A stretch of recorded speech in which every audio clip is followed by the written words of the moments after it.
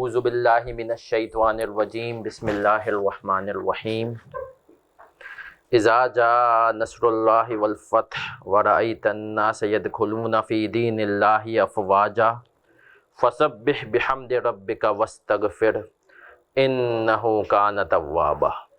सदक़ल्लाहुल अज़ीम। चलें जी, स्टार्ट करते हैं आज के सेशन को। और सोच रहा हूँ पहले अपने इंट्रोडक्शन से पहले भी आपको थोड़े ख्वाब दिखा दूँ।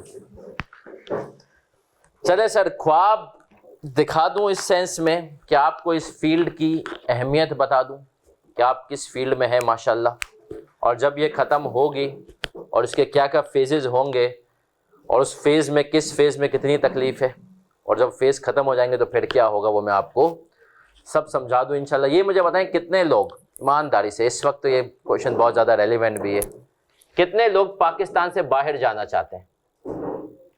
माशाल्लाह। अच्छा, और ऑनलाइन वाले बच्चों आप भी बता दें, इसमें भी रेज हैंड का ऑप्शन है, कितने लोग पाकिस्तान से बाहर जाना चाहते हैं? माशाल्लाह। चले सर, क्यों मैं बता रहा हूं इस वक्त जो हालात हैं, पोजीशन है, तो मैं ये आपको बता दूं इस वक्त, और ये बात मैं आपको गारंटी से कह सकता हूं, सीए से ज्यादा ऐसी कोई फील्ड नहीं है जिसके बच्चे पाकिस्तान से बाहर जाते हो। एक अटेम्प्ट में तकरीबन अभी एवरेज लगाएं तो 300 बच्चा क्वालिफाई होता है, कभी 350 होता है, कभी 250 300। और आपको पता है इस 300 बच्चे में से 240 बच्चा पाकिस्तान से बाहर जॉब करता है। सिर्फ 60 बच्चा, 20% बच्चा पाकिस्तान में, हमारे जैसा। सही है, मैं पाकिस्तान में रहा, लेकिन सर मेरे बैचमेट्स, चले मैं आपको अपने बैच का बताता हूँ। हम लोग 82 लोग फर्ग्यूसन में गए थे। उस टाइम में पेपर तो बहुत सारों ने पास किए थे। ये मैं आपको बात बता रहा हूँ जब इतने बच्चे पाकिस्तान से बाहर नहीं जा रहे थे, जब मेरी आर्टिकल शुरू हुई थी 2010 के एंड में और ख़त्म हुई है 2014 में। 82 लोग थे हम लोग। और आपको पता है कि हम इस वक्त पाकिस्तान में कितने हैं 82 में से? 15 से 16। बाकी सब कहाँ हैं सर? बाहर। मेजॉरिटी कहाँ है? यूएस और यूरोप, कुछ कनाडा में है, फिर कोई। सही है सर। तो अब आप ये समझें कि पाकिस्तान से बाहर जाने के लिए इससे अच्छा लॉन्चिंग पैड नहीं है। सही है सर। अब आए, मैं आपको ले चलता हूं पूरी सीए की जर्नी की तरफ, और मैं आपको बताता हूं कि यार आईकेप क्या चाहता है आपसे, किस किस स्टेज पे। सबसे पहले स्टेज आता है पीआरसी। सही है, ये बेसिकली आपको दाना डाला गया है। सही है, यहां आप आए नहीं हैं, बुलाए गए हैं। आप आते हैं, आप एडमिशन लेंगे और अभी इंशाल्लाह पेपर दे देंगे। कितने लोग अभी पीआरसी के पेपर्स हैं इस मंथ? जब आप पेपर देंगे और इंशाल्लाह आप निकाल भी लेंगे, और आप खानदान में चौड़े होते हुए फिरेंगे, भाई सीए के 4 पेपर गिरा दिए, 5 पेपर है ना सर, और खानदान वालों को थोड़ी पता है कि ये क्या है। सही है। तो यहाँ आप जो है आपको दाना डालता है आईकेप। अच्छा, इसकी भी कहानी सुन लो सर। जब हमने किया ना, उस टाइम पे होता था मॉड्यूल ए और मॉड्यूल बी, और मॉड्यूल ए में लिखने वाला पेपर होता था क्यूटी का और इंग्लिश का। सर यकीन माने, अब हम इंटर वाली अवाम, हमारी अंग्रेजी का हाल आपको पता है, तो आधा बच्चा इंग्लिश में फेल होता था। और इसी तरीके से जब बच्चा फेल होता था तो अल्टीमेटली वो बच्चा बोलता था खत्म, टाटा बाय बाय सीए, और वो एसीसीए में चले जाता था। तो आईकेप को लगा यार ये नुकसान हो रहा है। आईकेप ने कहा नहीं यार, इसको कोई सेंस ऑफ अचीवमेंट ही नहीं आता, ये खानदान में चौड़ा ही नहीं हो पाता। और याद रखो, ये सबसे बड़ी नशा है। अगर आपको लगे ना अरे सीए कर रहा है, आपको अंदाजा होगा अभी आपको इज्जत मिलना शुरू हो गई होगी। जो बच्चे सीए कर रहे हैं उनको इज्जत मिलना शुरू हो चुकी होगी खानदान में। सही है सर। फिर जब 4-5 पेपर निकल जाए तो और इज्जत। तो सर ये वाले फैक्टर को आईकेप ने पीआरसी में कवर किया। सही है सर। तो सबसे पहले आपको पीआरसी में बुलाया जाता है, और ये मेरे ख्याल में सीए की जिंदगी का सबसे आसान हिस्सा है। फिर कैफ में आप आते हैं, यहां आपको असल रंग पता चलता है। सही है सर। यहां सर देखिए, मैं हमेशा कहता हूं कि ये जो पीरियड होता है ना, ये शुरू का पीरियड, कहीं आप कहीं जॉब में जाएंगे ना, ये जब शादी होती है तो शुरू के 2-3 महीने होते हैं, हम कहते हैं हनीमून पीरियड। जॉब में भी शुरू के 1-1.5 प्रोबेशनरी पीरियड, कोई चीज बुरी, उसके बाद पता चलता है कि ये है क्या। यहां पर आपको पता चलता है कि भाई असल गेम तो यहाँ पर शुरू में अक्सर कहता हूं, यहाँ पर आईकेप आपके साथ क्रिकेट खेलता है प्लास्टिक की बॉल से, यहाँ टेनिस शुरू हो रही होती है, सही है सर। लेकिन जो सर जो टेनिस होती है ना वो भी अच्छी, सही है सर।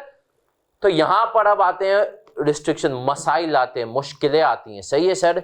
यहां पर बहुत सारे बच्चे को अपने अंदर इंप्रूवमेंट लानी पड़ती है। अगर वो देखें पीआरसी शायद आपकी इंटर वाली अप्रोच, ए लेवल वाली अप्रोच पे पास हो जाएगा, सही, क्योंकि यहां पर आके खुद चाह रहा होता है कि हम इतना बच्चा अब मकसद समझें, क्योंकि सर अगर यहीं पे बच्चा रोका तो बच्चा तो बोलेगा ना इसी से कर लूं, सही है सर। लेकिन जब आप कैफ में आते हैं, यहाँ पे आपको एक मैंने 5 पेपर निकाल दिए, कैफ में आते हैं तो असल गेम। अब सर याद रखें एक टर्म है जो कि आप इंशाल्लाह कहीं पढ़ेंगे, संक कॉस्ट फैलेसी। उसका मतलब यही होता है कि जब किसी चीज पे हम बहुत ज्यादा टाइम लगा लेते हैं ना, या कहीं खर्चा कर देते हैं, तो फिर उस चीज को छोड़ने का ना तो दिल चाहता है, मजीद बेशक उसमें नुकसान हो, सही है, और ना पीछे जाने का। तो जब आप 5 पेपर निकाल चुके हैं, टाइम लगा चुके हैं साल भर का, सही है, 6 महीने का, तब आप नहीं जाएंगे। तो यहां पर कैफ में मसाइल होते हैं, लेकिन यहां पर भी जो बच्चा स्मार्ट काम करेगा, सही से पढ़ेगा, वो पास कर लेता है। यहां के मैं आपको स्टेट्स बता दूं, कोई डीमोटिवेशन के लिए नहीं बताऊंगा, नॉर्मल आईकेप के स्टेट्स जो लास्ट मुझे पता चले सर, जो इंटर वाले बच्चे हमारे जैसे, मैं भी इंटर बैकग्राउंड का था, 100 में से 17% बच्चा, मतलब 17 students out of 100 first attempt में कैफ निकालते हैं, और ए लेवल्स का ये रेशो है 41%, सही है सर, ये रेशो चलता है। अच्छा, ये इंटर वाले क्यों करते हैं, इसके ऊपर मैं आऊंगा कि कोशिश करेंगे कि आपको इंशाल्लाह इनके बराबर ही लेकर आए, सही है। मेरे अल्हम्दुलिल्लाह पिछले 3 सालों में 4 गोल्ड मेडल आए रिपोर्टिंग के पेपर्स में, उसमें से 3 बच्चे इंटर वाले थे, सही है सर। सिर्फ एक बच्चा था जो कि ए लेवल बैकग्राउंड का था, बाकी 3 बच्चे। तो इसका मतलब ये है कि सर ये इनको बस सिखाना है कि कैसे पटरी पे चलते हैं, क्या चीजें, स्ट्रेटेजी। सर कैफ की जर्नी अच्छी लेकिन क्यों होती है, क्योंकि यहां पर सिर्फ आपको पढ़ाई करनी होती है और पार्टी करनी होती है, जो कि तुम अभी भी कर रहे हो। मकसद मतलब अभी भी तुम पढ़ाई भी करते हो, पार्टी भी करते हो। पीआरसी में मेजॉरिटी, पीआरसी में पार्टी ज्यादा होती है, पढ़ाई थोड़ी, वहां पर दोनों बराबर हो जाएंगी, सही है सर। तो अब हमने कहा फिर आता है सीफैप और एमएसए, जिसको हम कहते हैं सीए फाइनल्स। अब सर ये जो स्टेज होता है ना, मैं कहता हूं ये सबसे क्रूशियल स्टेज है, क्योंकि सर यहां पर आपके अंदर मैच्योरिटी भी आ चुकी हुई होती है, सीए फाइनल, और यहां पर सबसे इंपॉर्टेंट चीज होती है आपकी आर्टिकल शुरू हो चुकी होती है।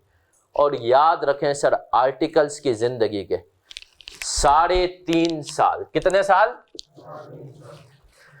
मैं कोई झूठी बात है, ये जिंदगी के सबसे टफ साल होते हैं। क्यों सर? सर यहां पर तुम लोग सड़क से उठा करके स्टार बना दिए जाओगे, तो वो जो होगा ना सड़क से स्टार बनने का प्रोसेस है सर, उसमें कुछ तो एफर्ट्स लगेंगी ना। लेट सिटिंग्स होंगी जून जुलाई अगस्त में, कभी कभी ऐसा होता है भाई कि जाना ही नहीं होता घर पे। मैं आपको बताऊं, ये एक बड़ी इंटरेस्टिंग स्टोरी चले सुना देता हूं अपने आर्टिकल्स के दिनों की।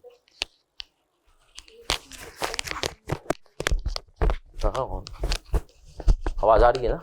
सही, मैं आपको आर्टिकल्स के दिनों की अपनी बड़ी जबरदस्त स्टोरी सुना रहा हूं। बैक इन 2011 की बात है, मैं फर्म में 1 साल ही हुआ था, और एक कंपनी है जिसका नाम है अटक सीमेंट लिमिटेड, वो हम ऑडिट कर रहे थे, और हमें कहा गया कि यार 14 दिनों के अंदर इसका ऑडिट खत्म करना है। मतलब क्लाइंट पहले हमें ट्रायल बैलेंस देगा, उसके बाद पूरा अकाउंट्स वगैरह सब ना, पूरी एक चीज वेरीफाई। 14 दिन, 3 लोग थे हम। अचानक से भैया आ गया अब 14 दिन में, तो हमने ये तो दिमाग बना लिया था कि भाई हालत टाइट है। तो अब मैं आपको एक बिल्कुल सच्चा वाक्य बता रहा हूं। मंडे को कहानी शुरू हुई, हम मंडे को ऑफिस जाते हैं ऑडिट करने, और बताएं वापसी कब आते हैं। मंडे की सुबह 9:30 बजे में पहुंच गया था ऑफिस, और बताएं मैं वापसी कब आया, ट्यूसडे को रात के 1:30 बजे घर पे, सही है। और बीच में हमने सिर्फ फजर के बाद 1 घंटा, वही जो मस्जिद थी उसमें 1 घंटा हमने आराम किया था, बाकी काम। ट्यूसडे को हम 1:30 बजे, फिर वेडनेसडे को 9 बजे पहुंचे, रात के गए 1:30-2 बजे। थर्सडे को भी 9 बजे पहुंचे, रात के 1:30-2 बजे। फ्राइडे को वही बात, 9:30 बजे पहुंचे। अब सैटरडे को बिल्कुल ना, जब पार्टनर्स वगैरह आप देखेंगे, आपके काम चेक करते हैं, आपने सही किया रिव्यू। सैटरडे नाइट को जॉब इंचार्ज की हाथ पांव जोड़ के हमने कहा यार घर जाने दे भाई, नहीं चल रहा। सही है, हम घर गए। अब यहां से कहानी शुरू होती है। मैं घर गया हूं सैटरडे नाइट को 12 बजे। घर में जाके आप फ्रेश होते हैं। फ्रेश हुआ और फ्रेश होने के लिए मैं वॉशरूम गया और मुझे लगा कि यार मैं ना खड़े खड़े हिल रहा हूं। मैंने अपने आप को 2-3 बातें की। मैंने कहा यार ये क्या है, इतनी कमजोरी। सही है, मैंने कहा भाई कि 1 हफ्ता लेट फीडिंग क्या की के ये हालत के खड़े खड़े हिल रहे हो। बाहर निकला तो अम्मी ने कहा बेटा जल्जला है, तुझे पता चला? मैंने कहा शुक्र है जल्जला था। सही है, ये हालत हो गई कि भाई जल्जले पे भी शुक्र कर रहे हैं क्योंकि हमारे साथ कोई मसला, क्योंकि फर्म ने मेंटली ये हालत कर दी। भाई आप समझ रहे हैं? तो सर आप सोचें, आप दोस्त यार, सर एक वक्त ऐसा आया, मैं आपको सच बताऊं, मैं रोज 3-3:30 बजे जाता था घर पे। तो अब वो जमाना था जब भाई वाले थे शहर में, है ना, मोहल्ले में बैठे होते थे। एक दिन मैं 3 बजे आ रहा हूँ, उन्होंने मुझे रोक लिया। मैंने कहा अल्लाह खैर करे। जब बुलाया, बोला बेटा खैरियत तो है, रोज लेट आ रहा है, कोई पार्टी वार्टी तुमने ज्वाइन कर ली है? मैंने कहा हाँ, फर्ग्यूसन नाम की एक फर्म है, वो ज्वाइन की हुई है। सही है। तो सर ये वो लाइफ। अच्छा, अब इस लाइफ में देखिए कि ये लेट सिटिंग है लेकिन उसमें भी लर्निंग है, और दूसरा आपको पढ़ाई करनी है। और सीए फाइनल, मैंने कहा ना यहाँ पर टेनिस से खेलते हो, यहाँ पर हसल हार्ड बॉल शुरू होती है। अब सर सीए फाइनल के आपको पेपर्स देने हैं सर। अब उन पेपर्स को भी देना है, साथ में आर्टिकल्स भी है, क्लासें भी मैनेज करनी है। तो ये 3.5 साल जिंदगी के सबसे टफ साल होंगे। लेकिन मैं आपको एक बात बहुत ही वसूख से बता रहा हूं कि अल्लाह ने इन 3.5 सालों को जरिया बनाया तुम्हारी पूरी आगे की प्रोफेशनल लाइफ का। आज मैं हूं यहाँ पर, सर तलहा हैं, बाकी जितने भी लोग हैं, सर हम लोगों ने ये जो आर्टिकलशिप का टाइम गुजारा है कहीं ना तो यही मेन चीज़ है। मैं आज भी कहता हूँ प्रोफेशनली हमारी माँ होती है सीए फर्म। वो 3.5 साल में आपको, मैंने कहा ना, सड़क से स्टार्ट बना देते। जब आप 3.5 साल बाद कहीं जॉब के लिए जाते हो ना, आप बोलते हो यार मुझे 3.5 साल में वो सीख लिया जो यहाँ पर एक शख्स से क्लाइंट पर उस बेचारे ने 20 साल में नहीं सीखा है। तो सर ये, लेकिन ये सबसे लर्निंग का फेज होता है। लेकिन टेंशन ना लें, यहाँ पर आप थोड़े से बच्चे भी होते हैं, यहाँ पर एकदम से आते ही जो है ना आप मेच्योर हो जाएंगे। सही है सर। तो यहाँ पर मेच्योरिटी होगी। इसके बाद मैं आपको बता दूं सर, मौजा ही मौजा। अब मैं आपको हकीकत बताता हूँ, मेरे स्टूडेंट्स हैं माशाल्लाह अब पाकिस्तान से बाहर। आप यकीन माने वो फ़ोन और मैसेज कर करके बोलते हैं कि सर सीवीज दें यहाँ पर, ख़ास तौर पे यूरोप प्यासा हुआ है आप लोगों के लिए, आप लोगों के लिए। तो आप सर यकीन माने, आप लोगों के लिए तो ये फील्ड का ये रिवॉर्ड है। हाँ, कैफ वैफ मिला के 5-5.5 साल टफ हैं, लेकिन 5-5.5 साल के बाद इंशाल्लाह जो रिवॉर्ड यहाँ पर मिल रहा है ना, वो आपको पाकिस्तान में इस वक्त किसी फील्ड में नहीं मिल रहा। सर जाहिर सी बात है, जब चीज़ इतना रिवॉर्ड है तो ये बात आईकेप को भी पता है। तो पेपर आपको इकरा यूनिवर्सिटी का तो नहीं बना के देगा, है ना सर। पेपर भी टफ, बट वही बात कि सर इन सब को मैनेज करने के लिए हमें क्या करना पड़ता है, स्मार्ट स्टडी और चीज़ों को। चलें सर, अब मैं ब्रीफली अपना इंट्रोडक्शन दे देता हूं। क्वालिफाइड सीए हूं। सीए मैंने शुरू किया 2009 में, ख़त्म हुआ मेरा 2014 में। तो 6 साल तो 5.5 साल लगते हैं, 6 साल 6 महीने ऊपर मुझे भी लग गए सर। इसके बाद मैंने जॉब की, मतलब पहले तो आर्टिकल्स की पीडब्ल्यूसी में, उसके बाद मैंने जॉब की उस इदारे में जिसे तुमने ज़िंदगी में सबसे ज़्यादा गालियाँ दी और अभी तो आने वाले सीज़न में और दोगे, के इलेक्ट्रिक। और फिर यूनिलीवर में काम किया। यूनिलीवर में काम करने के बाद मुझे कहीं लगा कि यार यूनिलीवर और मेरा टीचिंग का कैरियर कहीं ना कहीं कॉन्फ्लिक्ट हो रहा है, क्योंकि यूनिलीवर इदारा बहुत अच्छा, बहुत सिखाते हैं, लेकिन वो एफर्ट्स भी बहुत मांगता है, मतलब। तो फिर मैंने बोला यार यूनिलीवर का शशका माशाल्लाह देख लिया 2 साल। फिर मैंने कहा कि यार अब टीचिंग की तरफ मुझे फोकस करना था। फिर मैंने टीचिंग की तरफ जो है ना फोकस किया, और उसके साथ जॉब की, एक ऐसी कंपनी में जॉब की जो मैं मुझे बताता 9 to 5 था। फिर यही हुआ, फिर अंदर का जो मेरा मेमन था उसने कहा कि यार कब तक जॉब करेगा। सही है। फिर 2020 में मैंने सोचा कि यार अपनी फर्म का कुछ करते हैं। तो अब माशाल्लाह 2020 से लेकर 2023, जब 3 साल हो गए, एक फर्म है और उसका मैं माशाल्लाह पार्टनर हूँ। और उसके साथ साथ ये मोहब्बत चल रही है टीचिंग की। और सच बताऊं कहीं ना कहीं इस पूरी जर्नी में टीचिंग, इसलिए टीचिंग की वजह से ही सब कुछ हुआ। अगर टीचिंग नहीं होती तो शायद मैं आज जॉब में ही होता।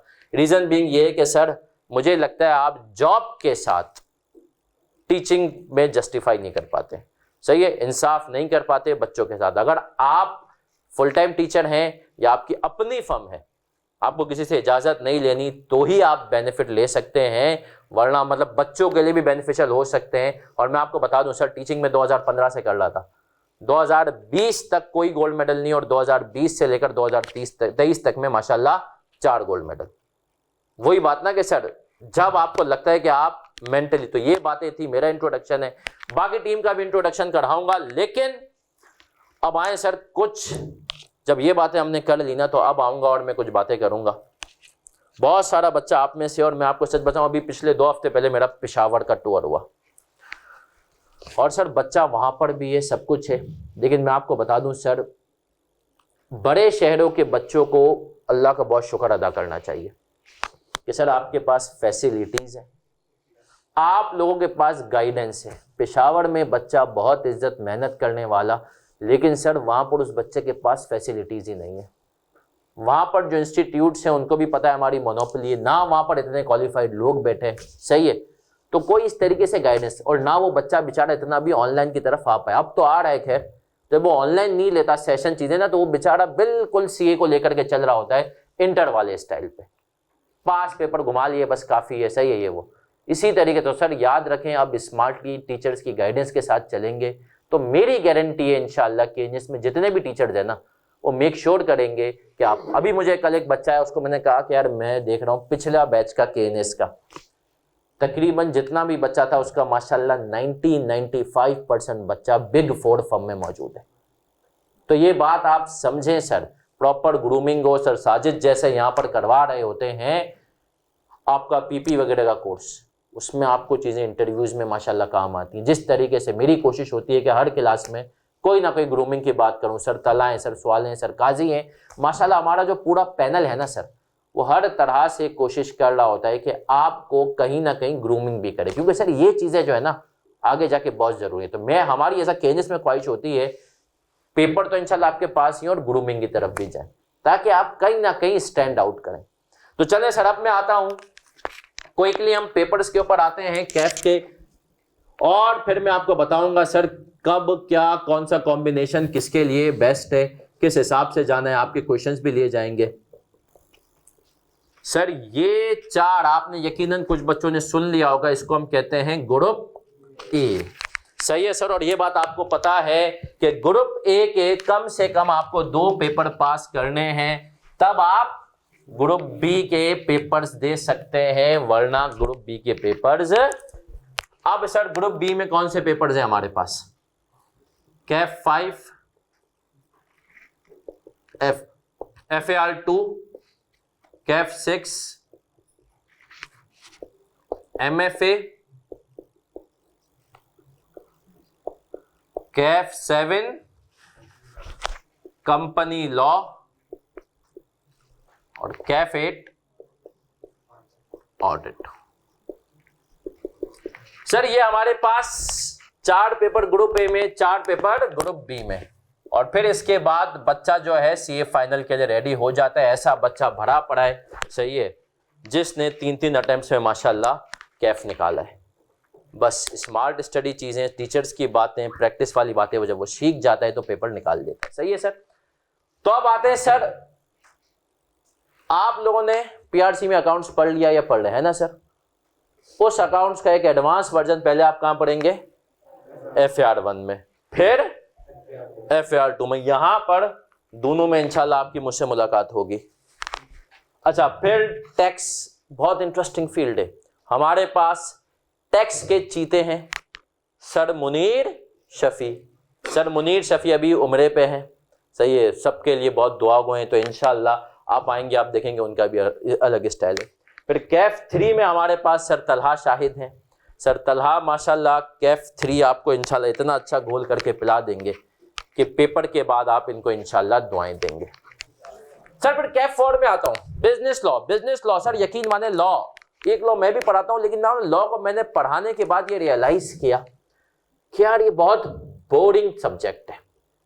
मतलब इसमें अगर टीचर जब तक इंटरटेन नहीं करवाए और आपको अच्छे अंदाज में कॉन्सेप्ट्स ना देना, तब तक मजा नहीं है। और उसमें सर सवाले माशाल्लाह मास्टर है। पिछली अटेम्प्ट में बच्चे इनकी क्लासेस का इंतजार करते थे कि सर की क्लास कब हो, ताकि जो है उनको कॉन्सेप्ट समझ में आए। सर ये याद रखें, ये इंटरटेनमेंट वाला फैक्टर बहुत जरूरी है लॉ के पेपर्स में, खास तौर पे बिजनेस लॉ। कैफ 6 में फिर आपकी इंशाल्लाह, कैफ 5 में तो मैं ही हूं इंशाल्लाह, बाकी कैफ 6 में सर तलहा से मुलाकात होगी, तो आप ऑलरेडी कॉस्टिंग में उनके फैन होंगे। सही है। कैफ 7 में हम यहाँ पर 3 टीचर्स अलग अलग पूरा बैच पढ़ा रहे हैं। मेरा एक बैच है कंपनी लॉ का, सही है सर, उसमें मैं थोड़ी बहुत कोशिश कर लेता हूँ आपको स्मार्टली कराने की। और मेरा मानना है कि ये जो है ना कैफ 7 कोर्स कंटेंट के लिहाज से सबसे छोटा पेपर है। मतलब इसके अंदर सबसे कम क्लासेस चाहिए होती हैं, घर पे सबसे कम पढ़ना होता है।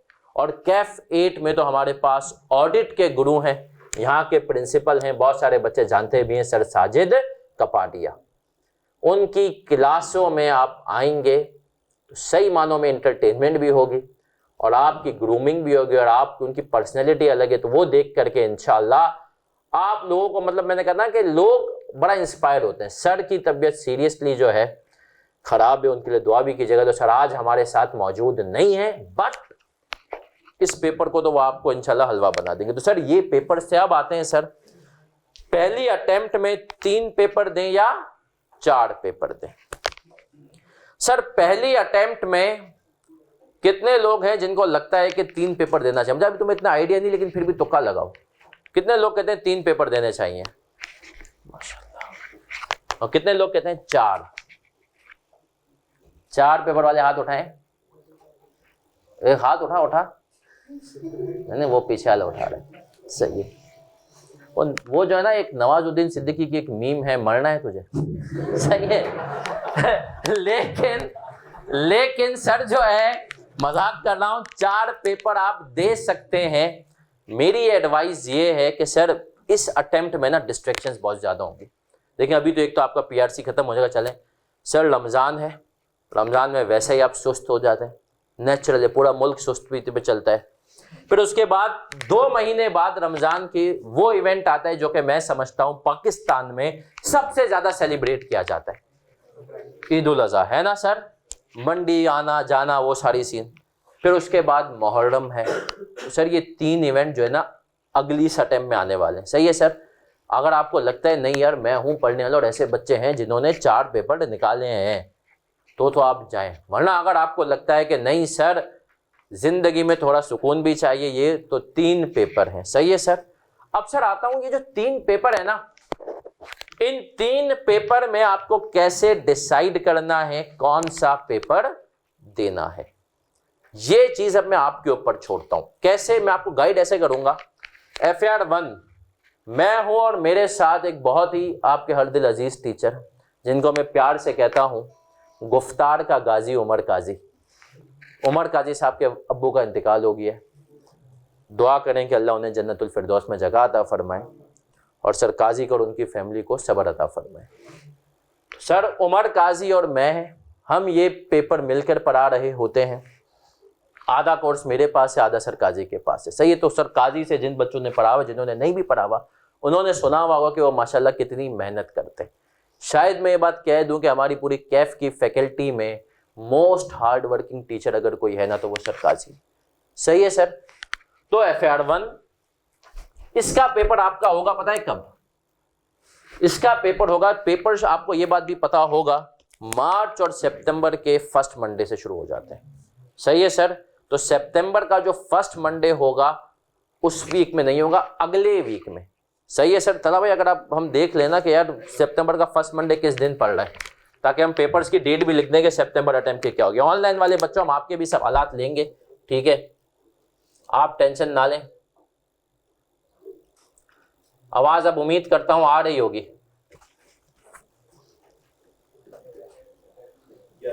11 फर्स्ट मंडे नहीं, फर्स्ट मंडे 4 को है ना। तो सर आपके पेपर जो है ना 4 सितंबर वाले वीक से शुरू हो जाएंगे। सही है सर। तो इसका नंबर आएगा अगले वीक के, तो इसका आएगा 12 सितंबर को नंबर। सही है सर। पेपर में ये चीजें भी थोड़ी सी मैटर कर जाती हैं कि कब किसका दिन आ रहा है। सही है, इसका नंबर आएगा 12 सितंबर को। उससे पहले वाला जो सैटरडे होगा, जो कि होगा मोस्ट प्रोबेबली 9 सितंबर। सही, 9 सितंबर को टैक्स का पेपर होगा। सर आपका पेपर 7 सितंबर को होगा। 7 सितंबर को सर का पेपर, और सर इससे 5 सितंबर, कब सर? 5 सितंबर को सर का पेपर होगा बिजनेस लॉ का। अब हम बात करते हैं, सब बच्चे बड़े गौर से, मेरा मानना यह है सर पहली अटेम्प्ट में ना ये दो पेपर तो जरूरी होते हैं, FAR 1 और टैक्स। क्यों सर? मैं आपको इसकी वजह बताता हूं। आपने PRC के अकाउंट्स पढ़ी हुई ना, तो FAR 1 आप पढ़ेंगे तो इंशाल्लाह उससे आपकी अकाउंटिंग और इंप्रूव होगी, जो कि कहीं ना कहीं आपकी कॉस्टिंग में हेल्प भी करेगी। तो FAR 1 और टैक्स इसलिए कि सर टैक्स ग्रुप ए में पास करने के लिहाज से सबसे आसान पेपर है। आधा न्यूमेरिकल आधा थ्योरी, और जो उसका न्यूमेरिकल पोर्शन है ना वो बिल्कुल आपके इंटर जैसा है, 70-60% पास पेपर से रिपीट होता है। तो इसीलिए सर टैक्स। फिर मेरा मानना है कि जिस बच्चे का थ्योरी स्ट्रांग हो वो बिजनेस लॉ की तरफ जाए, और जिस बच्चे को लगता है मेरा प्रैक्टिकल है तो वो कॉस्टिंग की तरफ जाए, और जिस बच्चे को लगता है मेरा दोनों स्ट्रांग है वो चारों दे दे। सही है, लेकिन मैंने कहा ना रिस्की है भाई है। सही है, वो क्या है सर? रिस्की है। ज्यादातर बच्चे, मैं आपको बता दूं, ICAP ये एक्सपेक्ट कर रहा है, ICAP के हिसाब से बच्चे को 3 अटेम्प्ट में कैफ निकाल लेना चाहिए, लेकिन ज्यादातर बच्चे 4 अटेम्प्ट में निकालते हैं, और अगर कोई 4 अटेम्प्ट में भी निकाल ले ना 2-2 करके, वो भी कोई मसले की बात। लेकिन मेरा मानना यह है कि बच्चे को ये स्ट्रेटेजी थोड़ी फॉलो करनी चाहिए। 3 अटेम्प्ट तो ये दो, इसके साथ या तो ये या तो ये। सही है सर। इसमें अगर आप देखेंगे ना तो गैप्स भी अच्छे हैं, कम से कम 1 दिन का गैप तो है ही है। फिर आएंगे सर ये ग्रुप बी है, कितने बच्चे हैं जो ग्रुप बी की पेपर देंगे? सही है सर, जो ग्रुप बी वाले हमारे पास बच्चे, उनके लिए भी थोड़ी सी बात हम कर लेते हैं कि जो ग्रुप बी वाले बच्चे हैं सर, आपने अगर अभी ग्रुप ए दिया है तो हम बता दें इसका पेपर, इससे आप ओपनिंग करेंगे, इसका होगा 4 सितंबर, इसका होगा तला भाई 6, हाँ, इसके बाद इसका 8 और इसका 11। सही है सर। अच्छा ग्रुप बी में क्या करें सर? 2 दें, 3 दें, 4 दें? देखो ग्रुप बी वाले बच्चे थोड़ा एक्सपीरियंस होते हैं, उनको ICAP का पता चल चुका होता है कि ये है क्या चीज। सही है सर। तो मेजॉरिटी में बच्चे को, जिसको जानता हूं ना, कि वो कुछ या तो 2 दे रहा होता है या तो 4 दे रहा होता है। सही है। इसमें 3 वाले, फिर भी अगर सर वो 2 या 4 देता है ना, तो मैं आपको, मेरी एडवाइस ये है, अब ये बच्चे सुन, मेरी हमेशा होती है कि मैं कहता हूं यार कोशिश करो 4 दे सकते हो तो दे दो, नहीं तो 3 दो, और खुदा ना खास्ता इनमें से कोई एक का मसला हो तो फिर तुम जो है ऑडिट के साथ दे ही सकते हो। मैं आपको बताता हूं इसमें सर अप्रोच क्या हो। मैं अगर बच्चे को रिकमेंड करता हूं, मैं कहता हूं FAR 2 आपको यहां पर लाजमी देना है।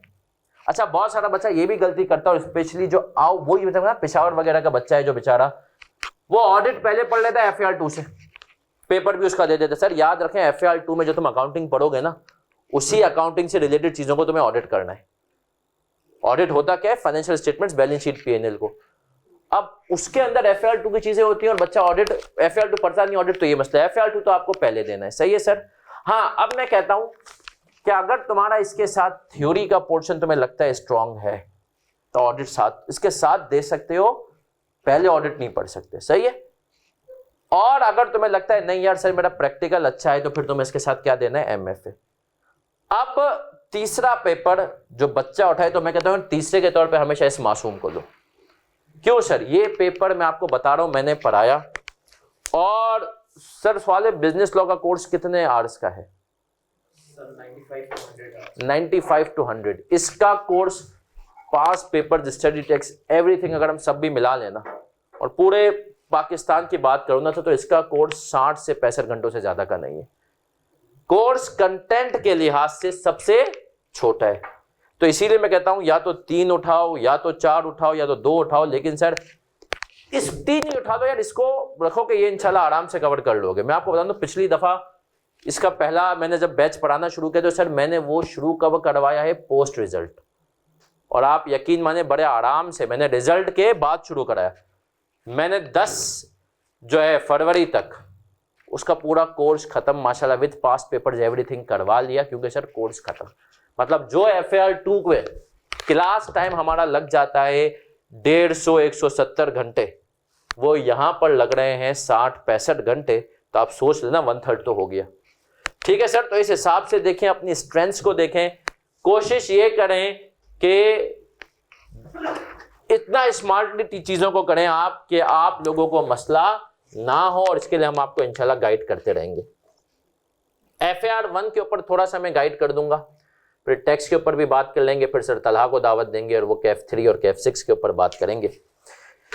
सर FAR1 मेरी हमेशा से यही कोशिश हुई है कि देखें, मैंने जितना भी पूरा CA किया ना, तो मैं एक बात हमेशा सबको उससे कहता हूँ कि यार मैं ना, और बाखुदा ये मैं भी कह रहा हूँ, मैं बड़ा एवरेज स्टूडेंट था, कोई बहुत अच्छा पढ़ने वाला नहीं था, लेकिन मुझे ये पता था कि यार पास कैसे होना है।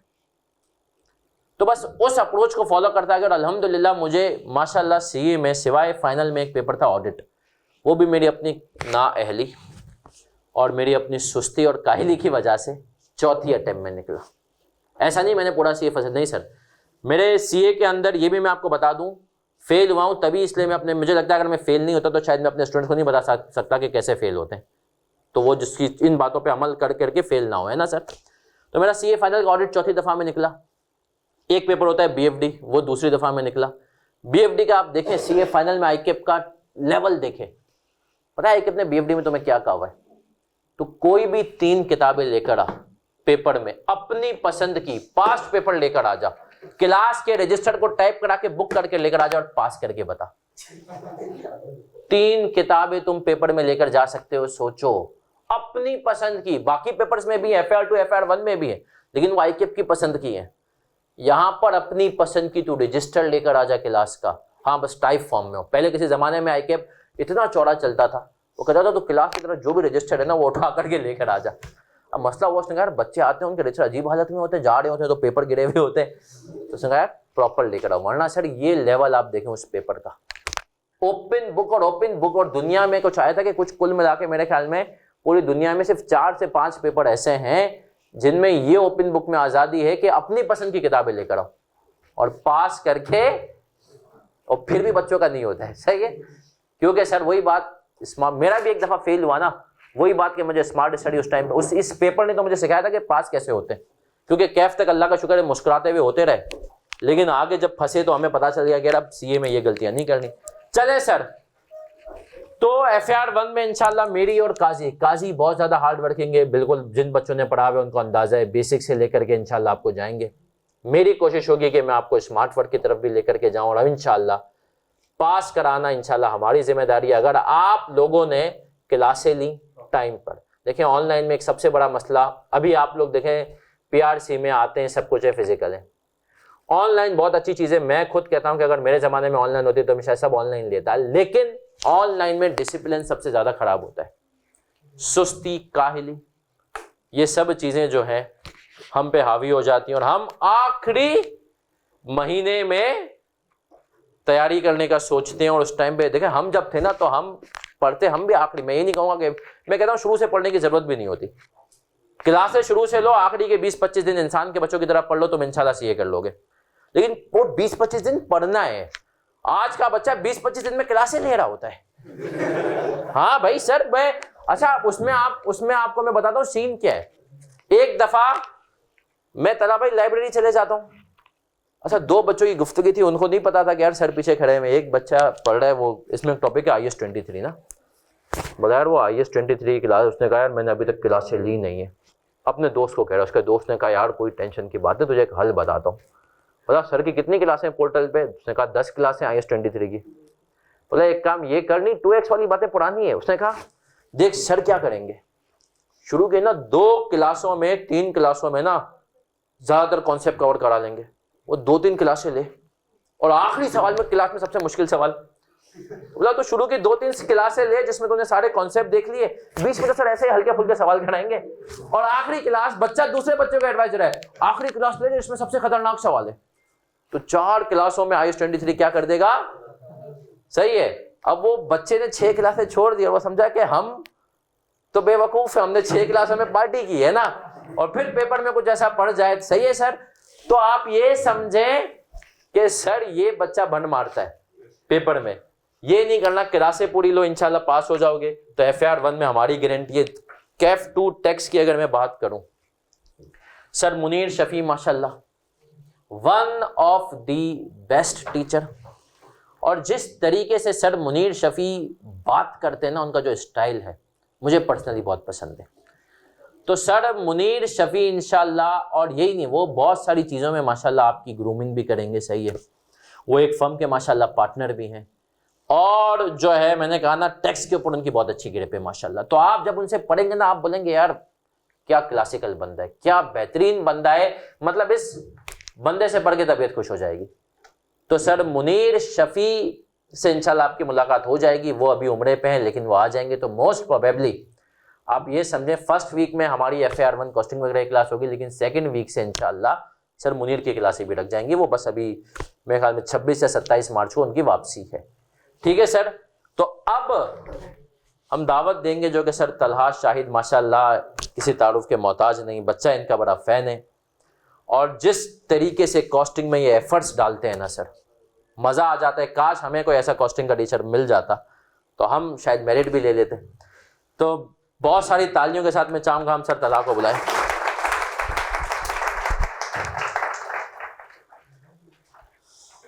सर ये भी लगा दें।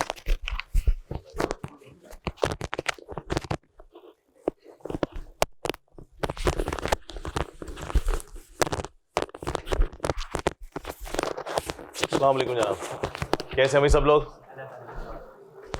अच्छा भाई, थोड़ी सी बात करते हैं। अच्छा, दोनों की बात हम एक साथ करेंगे, कॉस्टिंग की भी और MFA की भी। पहले मैं अपना इंट्रोडक्शन करा दूं। मेरा नाम तलहा शाहिद है। मैंने अपना करियर स्टार्ट किया था कॉर्पोरेट लाइफ का 2011 में सेम के इलेक्ट्रिक से। तो वहाँ पे भी कॉस्टिंग करते थे। फिर 2 साल जो है वो के इलेक्ट्रिक के बाद एक टेक्सटाइल कंपनी यूनुस, वहाँ चले गए, वहाँ पे भी कॉस्टिंग का काम था। फिर जो है वो नेशनल रिफाइनरी में आ गए, वहाँ पे दोनों काम थे, कॉस्टिंग भी और रिपोर्टिंग वाली साइड भी। फिर जो है वो लास्ट मूव कर गए थे PICT में, कंटेनर टर्मिनल सर्विस इंडस्ट्री है। फिर उसके बाद फाइनली सोचा कि नहीं यार, टीचिंग की तरफ आ जाए और टीचिंग की जाए। कॉस्टिंग जो है वो पसंद थी, कॉस्टिंग का एक्सपीरियंस था, कॉस्टिंग का शौक था। तो सब्जेक्ट भी जो है वो अल्हम्दुलिल्लाह कौन से वाले पढ़ाना शुरू किए? कॉस्टिंग के। तो आपका और हमारा साथ जो है वो इंशाल्लाह कॉस्टिंग में रहेगा और उसके बाद MFA में रहेगा। अच्छा, कौन कौन है जो अभी कॉस्टिंग का पर्चा देने के लिए एलिजिबल होंगे, मतलब जिन्होंने सोच लिया कि मैं कॉस्टिंग का पेपर दूंगा या अभी सोच रहे हैं? ठीक है सर, ठीक है। MFA वाले हैं कोई? ग्रुप बी वाले? ग्रुप बी वाले तो समझ चुके होते हैं कि जो है वो मैं क्लासों में आएंगे, समझ चुके होते हैं वो। अच्छा जी, देखिए कॉस्टिंग के पेपर के ऊपर थोड़ी सी बात करें यार। कॉस्टिंग के पेपर के अंदर 2 चीजें, एक कॉन्सेप्ट डेफिनेटली वो तो हर पेपर के अंदर होता है, दूसरा इसके अंदर है मैथ्स। आप लोगों ने किसी से पूछा भी होगा, फीडबैक भी लिया होगा कि सर कॉस्टिंग का पर्चा है कैसा? हमने बोला सर कॉन्सेप्ट जो है ना, कॉन्सेप्ट वो 1 से 2 क्लास होगा बस, कॉन्सेप्ट पूरा। अब क्या चलेगा बाकी क्लासों के अंदर? मैथमेटिक्स चलेगी। आईकैप ने कॉन्सेप्ट पे तो जोर दिया, सेकंड उसने मैथ्स पे बहुत ज्यादा जोर दे दिया। सर मैथ्स किस टाइम की याद हम लोग बचपन में करते थे? मैथमेटिक्स अलजबरा टाइप की, कि जनाब एक नंबर हमें नहीं पता, इसको छुपा दो, एक्स बना दो, मिसिंग इंफॉर्मेशन है। आपका पूरा आईकैप का कॉस्टिंग का पर्चा इसी के ऊपर होता है, पूरा का पर्चा इसी के ऊपर होता है। कॉन्सेप्ट आपका 1 से 1.5 क्लासों के अंदर होगा बस, बाकी सारी इंफॉर्मेशन किसके ऊपर जाएगी? मिसिंग इंफॉर्मेशन के ऊपर। आपके पास इंफॉर्मेशन मिसिंग है और वो आपने ढूंढनी है। सर कॉस्टिंग का पर्चा ना लोगों को कंपैरेटिवली थोड़ा मुश्किल लग रहा होता है, ये बात फैक्ट है। अगर आप अपने सीनियर से पूछोगे, बोलोगे यार कॉस्टिंग है ना वो थोड़ी सी मुश्किल है। वजह, रीजन क्या है? सर रीजन 2 किस्म के है। पहला कि जो क्वेश्चन है हर क्वेश्चन एक दूसरे से अलग होता है, ये कॉस्टिंग की खासियत है। जिस तरह रिपोर्टिंग में देखते हैं ना भाई, अगर आपने लेट सपोज कंसोलिडेशन करनी है, इनकम स्टेटमेंट बनानी है, आपको पता है यार ट्रायल बैलेंस गिवन होगा, 8-10 एडजस्टमेंट गिवन होंगी, वही पैटर्न वही फॉर्मेट है। सर यहाँ पे कोई फॉर्मेट नहीं है कॉस्टिंग के अंदर, कॉस्टिंग के अंदर कोई फॉर्मेट नहीं है। हर क्वेश्चन एक दूसरे से अलग होता है, हर क्वेश्चन एक दूसरे से अलग होता है। तो कॉस्टिंग के अंदर इसीलिए प्रैक्टिस ज्यादा की जाती है, कॉस्टिंग के अंदर इसीलिए प्रैक्टिस बहुत ज्यादा की जाती है। अच्छा, कॉस्टिंग के अंदर इसीलिए प्रैक्टिस बहुत ज्यादा होती है। सेकंड प्रैक्टिस क्या होती है, एक तो डेफिनेटली हम लोग क्लास के अंदर कर रहे होते हैं, ठीक ठाक सवाल कराता हूं। मैंने ये बोला हुआ है कि सर ऑटम 2009 से लेके अभी जो आपका लास्ट टाइम जो हुआ है अभी एक हफ्ते पहले, वो सारे पास पेपर क्लास में कराए जाएंगे। उसको किए बगैर आप एग्जाम में पेपर देने नहीं जा सकते सर, बहुत बड़ा भंड मारोगे आप। वो आपको लाजमी करना है। वो आप सारे क्वेश्चन कर लेते हो तो आप सारी वैरायटी सारे फ्लेवर टेस्ट कर लेते हो, फिर एग्जाम के अंदर सारी चीजें हो जाती हैं। कब से, ऑटम 9 से लेके आपका जो लेटेस्ट जो पेपर हुआ है वो आपने सवाल करने हैं। सेकंड ये है सर, सेकंड ये कॉस्टिंग का पेपर अगर आपने पास करना है ना, तो आपको थोड़ा होमवर्क मॉडल पे जाना पड़ता है। होमवर्क मॉडल के बगैर जो है ना वो कॉस्टिंग का पर्चा सर पास नहीं होगा। सर रीजन क्या है इसका, रीजन क्या है सर? रीजन ये है कि एग्जाम में कोई नया सवाल आएगा भाई, कॉस्टिंग का पास पेपर का कॉपी पेस्ट नहीं होगा, ये बात तो डेफिनेटली तय है। और कॉस्टिंग का पर्चा पिछले जो क्वेश्चन आता है वो पिछला क्वेश्चन कॉपी पेस्ट नहीं होगा, वैसा भी नहीं आएगा, कोई नया सवाल होगा। और उस नए सवाल को आप पेपर में जिंदगी में पहली दफा देख के पढ़ रहे होगे, एनालाइज कर रहे होगे, तो सर ये काम आप पहले करो ना, ये काम आप पहले करो ना। तो इसीलिए जो है थोड़ा सा हम होमवर्क मॉडल रखते हैं हर क्लास के अंदर। यार क्लास में हमने सवाल किए, 3-4 सवाल किए, फिर एक सवाल में होमवर्क देता हूं कि घर जाके फ्रेश माइंड के साथ इस सवाल को खुद से अटेम्प्ट करो, खुद से अटेम्प्ट करो। तो उससे एक एफर्ट क्रिएट होना शुरू होती है जो एग्जाम में बड़ी फायदेमंद होती है। तो कॉस्टिंग के पर्चे को हम ऐसे लेके चलते हैं, कॉस्टिंग के पर्चे का फिर आपको सोल्यूशन दे दिया जाता है, आसान सोल्यूशन बना के। इस बार जो है इंशाल्लाह उसका वीडियो सोल्यूशन भी बना के दिया जाएगा, ताकि अगर जहां पे आप फंसोगे तो उसी वक्त जो है ना वो वीडियो सोल्यूशन होगा, तो क्वेरी आपकी उसी वक्त रिजॉल्व हो जाएगी। ये कॉस्टिंग के पर्चे के अंदर बहुत इंपॉर्टेंट है। अगर कॉस्टिंग के पर्चे के अंदर सर अगर आपने पास पेपर अटेम्प्ट नहीं किए, सर आप फिर पेपर देने मत जाए, या आप गलती कर रहे हैं बहुत बड़ी। अगर आपने पास पेपर खुद से नहीं किए, एक तो क्लास में टीचर ने करा दिए, सर वो तो टीचर कराना है ना, आप थोड़ी ना कर रहे हो, आपका दिमाग थोड़ी ना चला है, पेपर में तो आपको दिमाग चलाना है। घर जाके अगर आपने उसको नहीं देखे तो सर आप फिर पेपर देने ना जाए। थोड़ी सी ना कॉस्टिंग में मेहनत बाकी पर्चों से ज्यादा करनी पड़ती है। अगर बाकी पर्चा 100% कर रहे हो तो कॉस्टिंग में 110-120% करनी है, ये बात तय है, ये बात तय है। सेकंड पेपर कौन सा है मेरा? एमएफए का। अच्छा, एमएफए का कॉस्टिंग का भी पूरा 100% पेपर मैं पढ़ाता हूं और एमएफए का भी पूरा 100% पेपर मैं पढ़ाऊंगा। अच्छा, एमएफए के अंदर जो पेपर बनाया गया है, एमएफए का पेपर, वो 50% थ्योरी बनाई है इन्होंने और 50% इन्होंने कैलकुलेशन बनाई है। 50% थ्योरी, 50% कैलकुलेशन। सर इसकी कैलकुलेशन कॉस्टिंग से आसान है, इसकी कैलकुलेशन कॉस्टिंग से आसान है। कॉस्टिंग के अंदर मैथ्स है, मिसिंग इंफॉर्मेशन है, डाटा आधा देता आधा छुपा हुआ होता है, बोलता खुद ही निकालो। एमएफए के अंदर क्या चीज है सर? इसकी कैलकुलेशन में सारी इंफॉर्मेशन दे देता है, कुछ छुपा हुआ नहीं होता, कुछ छुपा हुआ नहीं होता। कैलकुलेशन से मार्क्स आराम से निकाल आते हैं। थ्योरी के अंदर बात आई तो वही बात आ गई सर, ड्राफ्टिंग स्किल्स। अगर लिखना आता है तो मस्त है, अगर लिखना नहीं आता तो सर लिखने की प्रैक्टिस करनी है। एमएफए में लोगों को प्रॉब्लम क्या आती है सर? थ्योरी के अंदर लिखते नहीं है। थ्योरी के अंदर सर थ्योरी को रट्टा वट्टा वाली नहीं है, थ्योरी कॉन्सेप्चुअल वाली है, थ्योरी कॉन्सेप्चुअल वाली है, रट्टा नहीं है। लेकिन मसला यह है कि इसके अंदर सिनेरियोज आएंगे, उसकी ड्राफ्टिंग करनी है, अंग्रेजी लिखनी है। इंपॉर्टेंट, एग्जाम में फर्स्ट टाइम अंग्रेजी नहीं लिखनी, एग्जाम में फर्स्ट टाइम अंग्रेजी नहीं लिखनी, आपको पहले अपने रजिस्टर में लिखनी है। रजिस्टर के पेज थोड़े गंदे करने हैं। अच्छा, मेरा पढ़ाने का तरीका क्या होता है सर? मेरा पढ़ाने का तरीका ये होता है कि हम सबसे पहले तो कॉन्सेप्ट बात करते हैं, पहली दूसरी क्लास हमारी पूरी की पूरी प्योर कॉन्सेप्ट पे जाती है।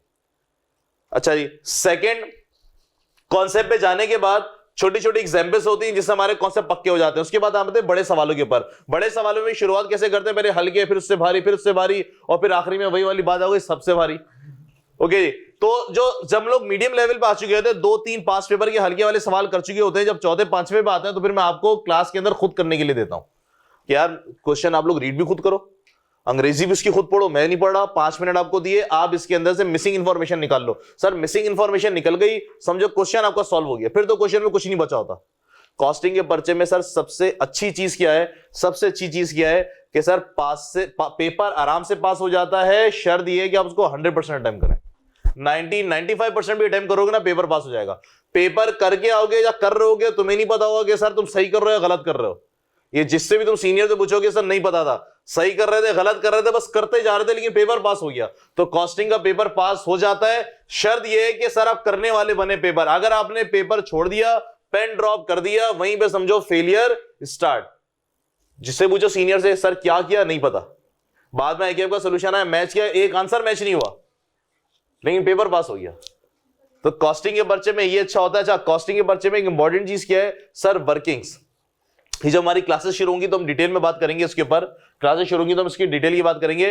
वर्किंग्स बड़ी इंपॉर्टेंट होती है, वो क्लासेस के अंदर बताया जाएगा कि सर कैसे वर्किंग करनी है, मार्क्स कैसे निकालने हैं, पर्चा कैसे पास होगा। एक और चीज आखिरी, सर हम लोग जब भी सवाल पढ़ रहे होते हैं ना, हम लोग जब भी सवाल पढ़ रहे होते हैं सर, सवाल हम लोग पढ़ते हैं भागते दौड़ते हुए, स्पीड में। सर यहां पे आपने सवाल पढ़ने में स्पीड लगाई, समझो आपने reason of failure.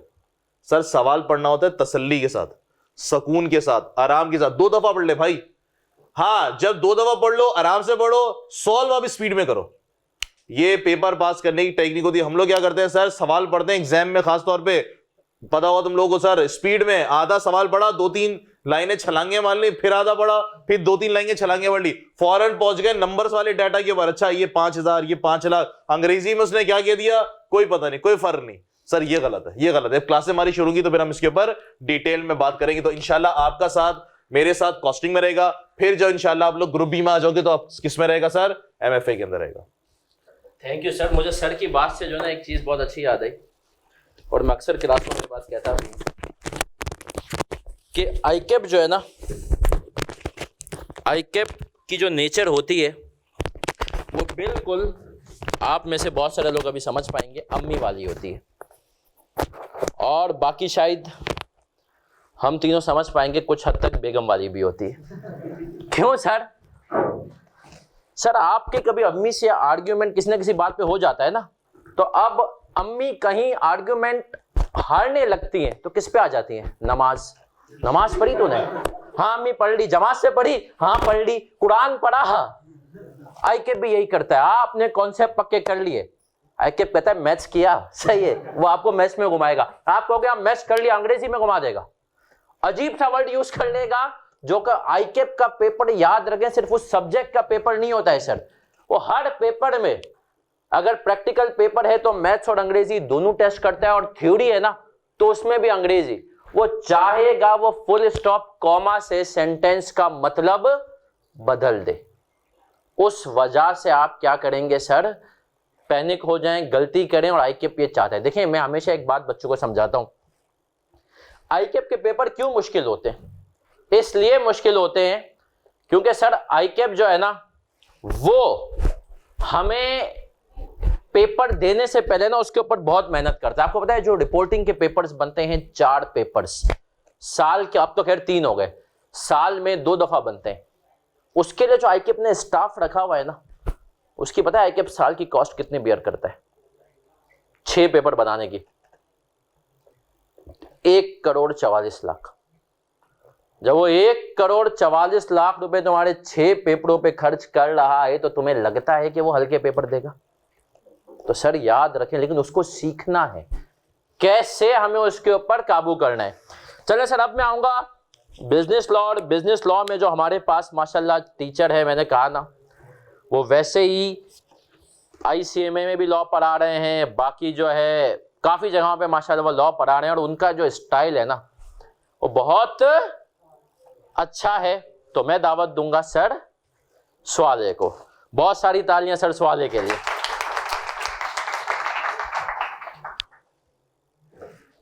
Sir quickly बच्चों को बस ये बता दें कैसे लॉ को आसान बना देंगे आप। चलिए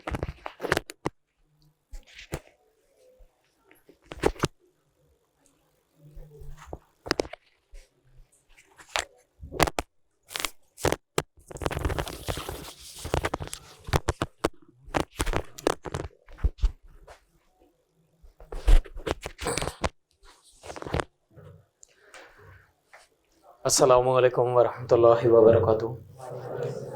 बिस्मिल्लाहिर्रहमानिर्रहीम। अच्छा, मैं आपका इंस्ट्रक्टर, मेरा नाम है एडवोकेट स्वाले सोरठिया, और मैंने किया है, मैंने LLB किया है और LLM किया है, मैंने ACCA किया है, मैंने PIFA किया है, that is Pakistan institute of public finance and accountant. मैंने मास्टर्स किया है इकोनॉमिक्स में। आई हैव मल्टीपल क्वालिफिकेशंस अल्हम्दुलिल्लाह। मेरा एक्सपीरियंस क्या है? मेरा एक्सपीरियंस, मैं लॉ की अगर फील्ड से देखा जाए तो मैं क्रिमिनल लॉयर रहा हूँ और क्राइम को डील करता था।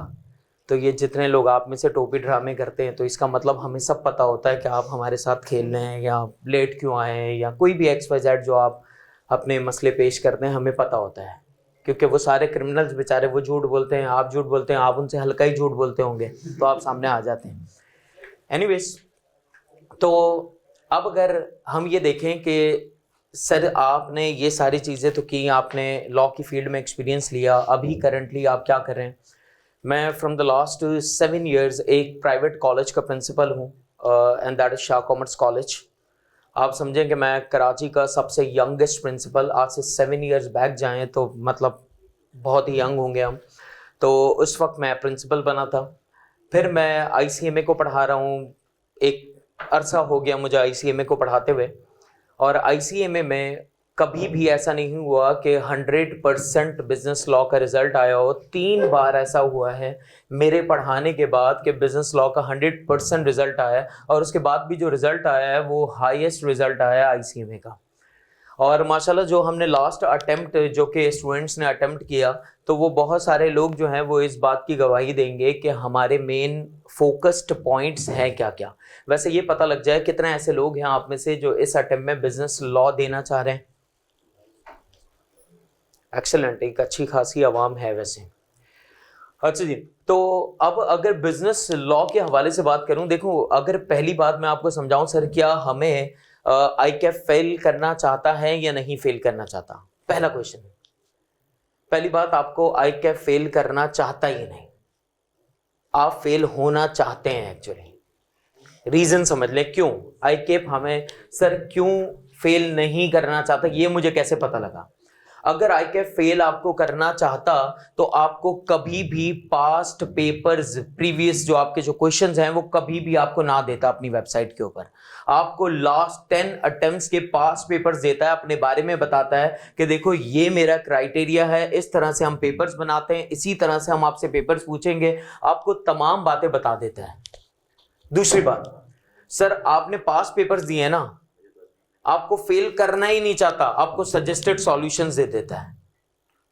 कहता है ये तरीका है जिस तरह से आप सॉल्यूशंस अटेम्प्ट कर सकते हैं, आपने इस तरह से सॉल्व करना है एग्जाम को। तीसरी बात, सर आपको एग्जामिनर्स कमेंट्स भी देता है। कितने ऐसे लोग हैं जिन्होंने अगर कैफ में कुछ भी कोई भी पेपर दिया है तो उसने कभी जिंदगी में एग्जामिनर्स कमेंट रीड किया हो? एक बंदा। कहां रीड किया? कहां पर? Sir business law. हाँ, क्लास में रीड किया। इसमें से एक तो हमारा ही बंदा है, एक अलग है। इट मीन्स कि आप अगर एग्जामिनर्स कमेंट रीड नहीं करते तो आपको पता ही नहीं लगेगा कि सर मिस्टेक्स क्या क्या स्टूडेंट्स करते हैं। एग्जामिनर आपको बताता है कि ये सवाल में एग्जामिनर्स ने कहां कहां मिस्टेक की और क्या मिस्टेक की, कितना % स्टूडेंट यहां पे मिस्टेक करता है। हमारी मैथडोलॉजी और हमारी स्ट्रैटेजी क्या होगी? हमारी स्ट्रैटेजी ये होगी कि सर हम आपको एक्चुअल जो सबसे इंपॉर्टेंट चीज जो सिखाएंगे वो होगी आपकी ड्राफ्टिंग। उस ड्राफ्टिंग पे हम मेहनत करेंगे, आपको बताएंगे कि इसमें क्या क्या चीजें लिखनी है, कैसे लिखनी है। इसके लिए मैं 4 स्टेप्स बता देता हूं लोगों को कि ये 4 स्टेप्स हैं फुल फ्लैश, जो कि आपको ड्राफ्टिंग के लिए आसानी पैदा कर देंगे। और वो 4 स्टेप्स कौन से हैं? सबसे पहले एग्जामिनर आपको अगर कोई केस स्टडी देगा ना, तो उस केस स्टडी के अंदर कोई ना कोई इशू होगा। उस इशू को सबसे पहले आपने हाईलाइट करना होगा कि भैया ये मसला है इसके अंदर, ये प्रॉब्लम है इसके अंदर, जो हमें समझ आ गई है। दूसरा, सर हमें लॉ बताना पड़ेगा कि सर प्रोविजन क्या है, लॉ क्या है, जिसको ICAP डिस्कस करना चाह रहा है। अब अगर आप लॉ के बारे में देखें तो सर हो सकता है कि ये बंदा कोई और बात और लॉ लिख ले, ये कोई और लिख लें, ये कोई और लिख लें, मतलब कोई भी आप लॉ लिख सकते हैं, क्योंकि सर लॉ की एप्लीकेशन बहुत ज्यादा हो सकती है एक ही केस के ऊपर। यानी 2 अलग अलग स्टूडेंट्स अलग अलग भी लॉ या प्रोविजन क्या कर सकते हैं, बता सकते हैं। इसका मतलब कि सर अगर बाहर आकर लोग आपस में डिस्कस करते हैं ना कि सर मैंने तो ये लिखा, मैंने ये लिखा, वो तो कह रहा है तुम्हारा गलत हो गया, सबका सही भी हो सकता है, सबका ही गलत हो सकता है। इसका मतलब कि सर मैं आपको यह बता दूंगा कि आपने इतना मोटिवेटेड और कॉन्फिडेंट होके जाना है कि आपको यह पता लग जाएगा कि तूने कुछ भी लिखा हो, तू जाने तेरा रब जाने, मैं जो लिख रहा हूं वो मुझे पता है वही ठीक है। तो हमें लॉ पता होना चाहिए, फिर हमें जो उसने केस स्टडी दी है उस केस स्टडी की हमें एक्सप्लेनेशन करनी होगी कि उसने अंदर क्या क्या बातें करने की कोशिश की है, और उसके बाद फिर हम बीइंग अ जज हम एक अपना डिसीजन देंगे, हम अपना कंक्लूजन देंगे, हम अपनी जजमेंट देंगे कि मेरे ख्याल में क्या कुछ होना चाहिए उसके अंदर। आपने एक गाना सुना होगा कि खाली पीली रोकने का नहीं, तेरा पीछा करूं टोकने का नहीं। हाँ, अब तक तो आप बोल रहे हैं हाँ तू फ्रॉड कर, तू हमारे साथ खेल, तू हमारे साथ कुछ भी कर, हम कुछ भी नहीं करेंगे क्योंकि हमें कानून पता ही नहीं। लेकिन कैफ 4 पढ़ने के बाद आपको यह पता लग जाएगा कि तू रोक भी नहीं सकता, तू टोक भी नहीं सकता, द रीजन बीइंग तू फ्रॉड भी नहीं कर सकता, तू हमें किसी भी किस्म का कॉर्जन भी नहीं कर सकता, तुम हमें थ्रेट भी नहीं कर सकते। अगर तुमने कोई ऐसी कोई चीज की तो अब हमारे पास ऑप्शंस हैं, अब हमें पता है कि सर कानून क्या क्या कहता है। वो तमाम चीजें आपको वक्त के साथ साथ हमारी क्लास में पता लग जाएंगी। लेकिन आपको आसान बात बता दूं कि इस पेपर को पास करना आसान है अगर आपने तरीके से सारी क्लासेस अटेम्प्ट की हैं तो, अदरवाइज आप ये पेपर पास नहीं कर सकते। लास्ट में हम करते क्या हैं कि हर स्टूडेंट के पास हर टॉपिक हर चैप्टर खत्म होने के बाद हर स्टूडेंट एक समरी बनाता है पूरे चैप्टर की। वो समरी का काम क्या होता है कि जब आपके पास आखिरी रात होती है या 2 दिन पहले आप सिर्फ वो समरी घुमा लेते हैं, आपको पूरा रजिस्टर पूरी बुक घुमाने की जरूरत ही नहीं है। आप सिर्फ वो समरी घुमाएंगे और वो समरी सिर्फ 1 पेज की होगी जो कि आपने खुद बनाई होगी अपने हाथ से। चाहे तो किसी की हेल्प करते हैं जैसे अहमद भाई ने की थी, पूरे 18 चैप्टर लोगों को भेज दिए थे कि यार ये मैंने मेहनत की है, ये रख लो। लेकिन ऐसा नहीं कि सिर्फ इन्होंने ये मेहनत की थी, बाकी लोगों ने भी की थी। कुछ लोगों ने भेज भी दी थी और कुछ लोगों ने नहीं भेजी थी। जिनमें शेयरिंग की आदत नहीं थी वो नहीं भेजते थे, कंजूसी। लेकिन जो सखी लोग होते हैं उन्होंने क्या कर दिया, भेज दिया, बोला यार किसी की भी हेल्प हो जाए। फिर हर चैप्टर के लास्ट में हम कोशिश करते हैं कि सर एक टेस्ट रख लिया जाए, वो क्लास के अंदर ही हो, और उस टेस्ट से फायदा क्या होता है कि आपको हाथ के हाथ पता लग जाता है कि हम क्या कुछ गलत लिख रहे हैं, कहां पर हमें इंप्रूवमेंट की जरूरत है। वो तमाम चीजें हमें ये किस में पता लग जाएंगी, सर वो चैप्टर के खत्म होने के बाद आप जो टेस्ट देंगे उसमें। अब अगर आप क्लास में रेगुलर नहीं है तो इससे फर्क क्या पड़ेगा, आपने क्लासेस ली नहीं होंगी, आप समरी बना नहीं सकते हमारे साथ, आप हमारे साथ जो है वो टेस्ट अटेम्प्ट कर नहीं सकते, आप कोई काम ही नहीं कर सकेंगे। और फिर आपकी चीजें क्या होती जाती हैं, पेंडिंग होती जाती हैं। बहुत सारे स्टूडेंट्स आप में से ऐसे हैं जो कि ऑनलाइन की तरफ जाते हैं कि सर मैं तो ऑनलाइन देख लूंगा, मैं बाद में रिकॉर्डेड देख लूंगा। जब आप ये रिकॉर्डेड ऑनलाइन इस तरफ जाते हैं, आप सिर्फ सबसे पहला काम ये करें कि आप ये सोचें कि कितने ऐसे लोग हैं जो कि नमाज पढ़ते हैं। अब दूसरी बात, सर कितने ऐसे लोग हैं जो कि जमात के साथ नमाज पढ़ते हैं, डिसिप्लिन होना जरूरी है। कितने ऐसे लोग हैं जो कि ये सोचते हैं कि यार मैं जिम जाऊंगा और मैं मॉर्निंग में जाऊंगा, और कितने लोग हैं जो कि वाकई में मॉर्निंग में जाते हैं। 10 दिन जाएंगे, 15 दिन जाएंगे, 20 दिन जाएंगे, 25 दिन जाएंगे, इसके बाद आप नहीं जाएंगे। क्योंकि आप उस फ्लेक्सिबिलिटी को क्या करते हैं, आप उस फ्लेक्सिबिलिटी को मिस यूज करना स्टार्ट कर देते हैं, जो कि आपके लिए एक फ्लेक्सिबिलिटी दे दी जाती है। आप क्या कहते हैं, सुबह पढ़ लूंगा ना, फिर आप क्या कहते हैं, नहीं यार छोड़, सुबह नहीं, शाम में पढ़ लेते हैं। फिर शाम होती है, आप कहते हैं कल का दिन भी तो है, कल देख लेंगे। इसका मतलब जो काम आप जिम के लिए करते हैं वही सारे काम आप ये ऑनलाइन एजुकेशन के लिए करते हैं या रिकॉर्डेड लेक्चर्स के लिए करते हैं कि यार कल देख लूंगा, सुबह देख लूंगा, परसों देख लूंगा, यार स्पीड में देख लूंगा, अभी 15 मिनट है स्पीड में देख लेता हूं, और डिस्ट्रक्शन आ जाती है, कोई ना कोई मैसेज, जैसे कोई मैसेज पॉपअप, वो आप फौरन चले गए वहां पे, वहां से यूट्यूब पे, यूट्यूब से फेसबुक, उससे इंस्टाग्राम, आपको पता ही नहीं लगा जिंदगी के एक्चुअल मकसद ये आधा घंटा निकाला क्यों था, भूल ही गए आप भूल जाते हैं। और ये आपके साथ नहीं होता, ये सारे डिस्ट्रक्शंस हमारे साथ भी हैं, हमें भी नहीं पता लगता कि यार अभी बैठे क्यों थे हम, आपको पता ही नहीं लगेगा, क्योंकि आपके पास तो अभी फरावानी चीजों की ज्यादा होगी ना यार, मतलब लोगों के मैसेज ज्यादा आते होंगे, हमारी एज ज्यादा बढ़ती जाएगी, हमारे मैसेज कम होते जा रहे हैं, लेकिन आपके पास मैसेजेस, चीजें ये सब ज्यादा होती जा रही हैं। तो आसान सा हल कि भैया अगर आप इस पेपर को पास करना चाहते हैं, सबसे आसान चीज क्या है, रेगुलर आपने क्लास लेनी है। क्लास में रेगुलर भी आना है और पंक्चुअलिटी से भी आना है। अब रेगुलर और पंक्चुअलिटी का फर्क है, रेगुलर मतलब रोज आना है, पंक्चुअलिटी मतलब टाइम पे आना है। ये नहीं कॉन्सर्ट चल रहा है, कभी भी आधे घंटे पहले उठ के आ गए, बोला चलो सर करो स्टार्ट, अबे भाई हम तो स्टार्ट है, ठीक है, इसका मतलब कि ऐसा आपको नुकसान ही होगा। आप अगर ये समझ लें कि 100 आवर्स के अगर लेक्चर्स हैं, 100 आवर्स के, इसको हर लेक्चर को, या आप इसको 100 आवर्स को 1 से मल्टीप्लाई कर दें, ये 1 क्या है, 1 मार्क है सर। 1 घंटे का 1 नंबर आपको मिल रहा है। तो अगर आपने 30 घंटे 40 घंटे अगर आपने क्लासेस नहीं ली या तरीके से नहीं ली या नींद में ली, तो आप समझ लें कि आपने 40 मार्क्स तो वैसे ही अपने जाया कर दिए। तो अब आपके पास क्या ऑप्शन रहा, 60 मार्क्स में से आपको 50 मार्क्स ऑप्ट करने हैं। आपको लगता है क्या ये फिजिबल है? नहीं, हो ही नहीं सकता, पॉसिबल ही नहीं है।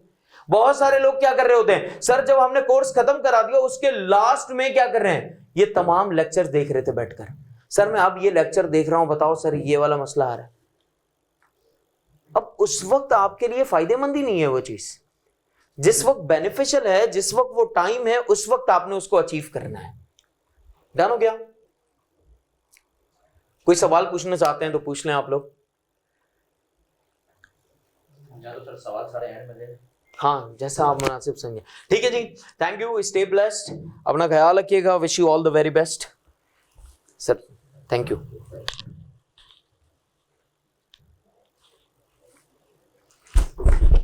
Thank you sir.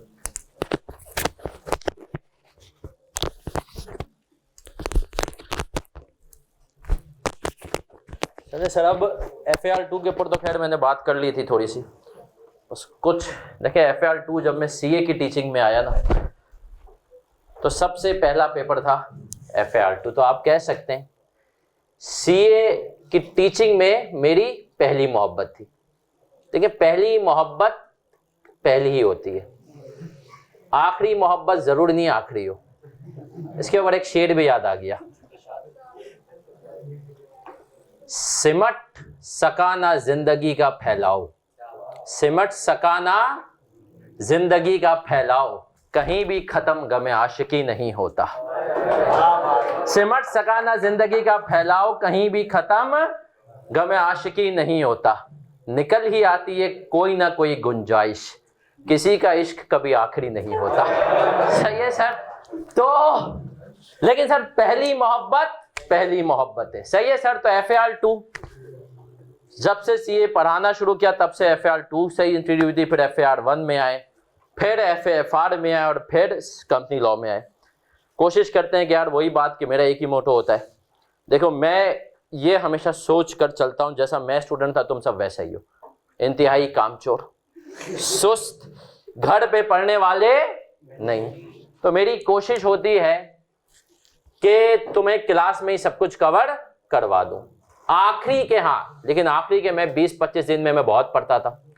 आखिरी के 20 दिन मैं इतना पढ़ता था कि मैं, घर वाले परेशान होते थे, कहते थे यार हम जब सो रहे होते हैं तब भी तो पढ़ रहा है, और जब उठते हैं तो भी तो पढ़ रहा होता है, तो ये चक्कर क्या है? मैं कहता हूँ यार मैंने जो 5 महीने ठंड मचाई है उसको अभी कवर, तो मैं कहता हूँ नहीं आप शुरू से पढ़े, मेरी तरह ना हो। लेकिन आखिरी के जो 20-25 दिन में जो बच्चे मुझसे पढ़ चुके हैं उनको अंदाजा है, मैं क्विज वीक मनाता हूँ, और ये क्विज वीक ये होता है कि आखिरी के 20-25 दिन में हम 7-8 दिन के अंदर पूरे कोर्स को एवेल्युएट कर लेते हैं, टेस्ट कर लेते हैं, तो इससे इंशाल्लाह उम्मीद होती है कि बच्चे पास हो जाएंगे।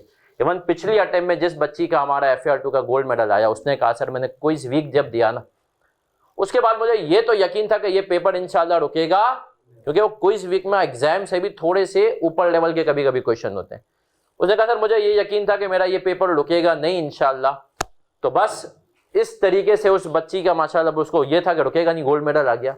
तो कैप 5 के बारे में इतना ही कहूँगा, जब आप लोग इंशाल्लाह पहुंचेंगे तो आपको पता चलेगा कि यार ये पेपर क्या है और कितना आसान है। कोई इंशाल्लाह कोशिश करेंगे मुश्किल ना हो। कैप 6 के बारे में सर तलहा बता चुके हैं, 100% theory plus calculation sir Talha कराएंगे। कैप 7 में 3 टीचर्स हैं, तीनों के सेपरेट बैचेस हैं। सर मुजम्मिल हिमानी, सर बुरहान, दोनों माशाल्लाह बहुत काबिल लोग हैं। और जो है तीसरा मैं हूँ, तीसरा मेरा बैच होगा, थोड़ा सा इनसे मैं कम काबिल हूँ। और जो है कंपनी लॉ में इंशाल्लाह कोशिश मेरी ये होगी, उन दोनों की भी माशाल्लाह एक्सपर्ट है, मुझसे ज़्यादा पुराना ये पेपर पढ़ा रहे हैं। मेरी कोशिश वही होती है कि यार आपको क्लास में सब कुछ कवर करा दूँ।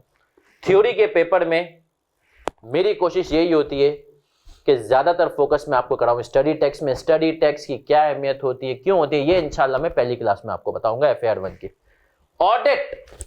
ऑडिट के हमारे गुरु, हमारे किंग सर साजिद कपाडिया। मैंने खुद टीचिंग में बहुत सारी चीज़ें उनसे सीखी। जब मैंने CA किया तो उस टाइम पर सर से पढ़ने का मौका नहीं मिला, हम इतने खुश नसीब नहीं थे, लेकिन बाद में सर के साथ जब पढ़ाया तो सर को ऑब्जर्व करते थे कि यार किस तरीके से करते हैं। और आज भी बात मैं आपको कह दूं, बहुत सारे टीचर्स के आजकल आपको मिलते हैं डेमो वेमो, सही है, सब चीज़ें हम लोग देख रहे होते हैं।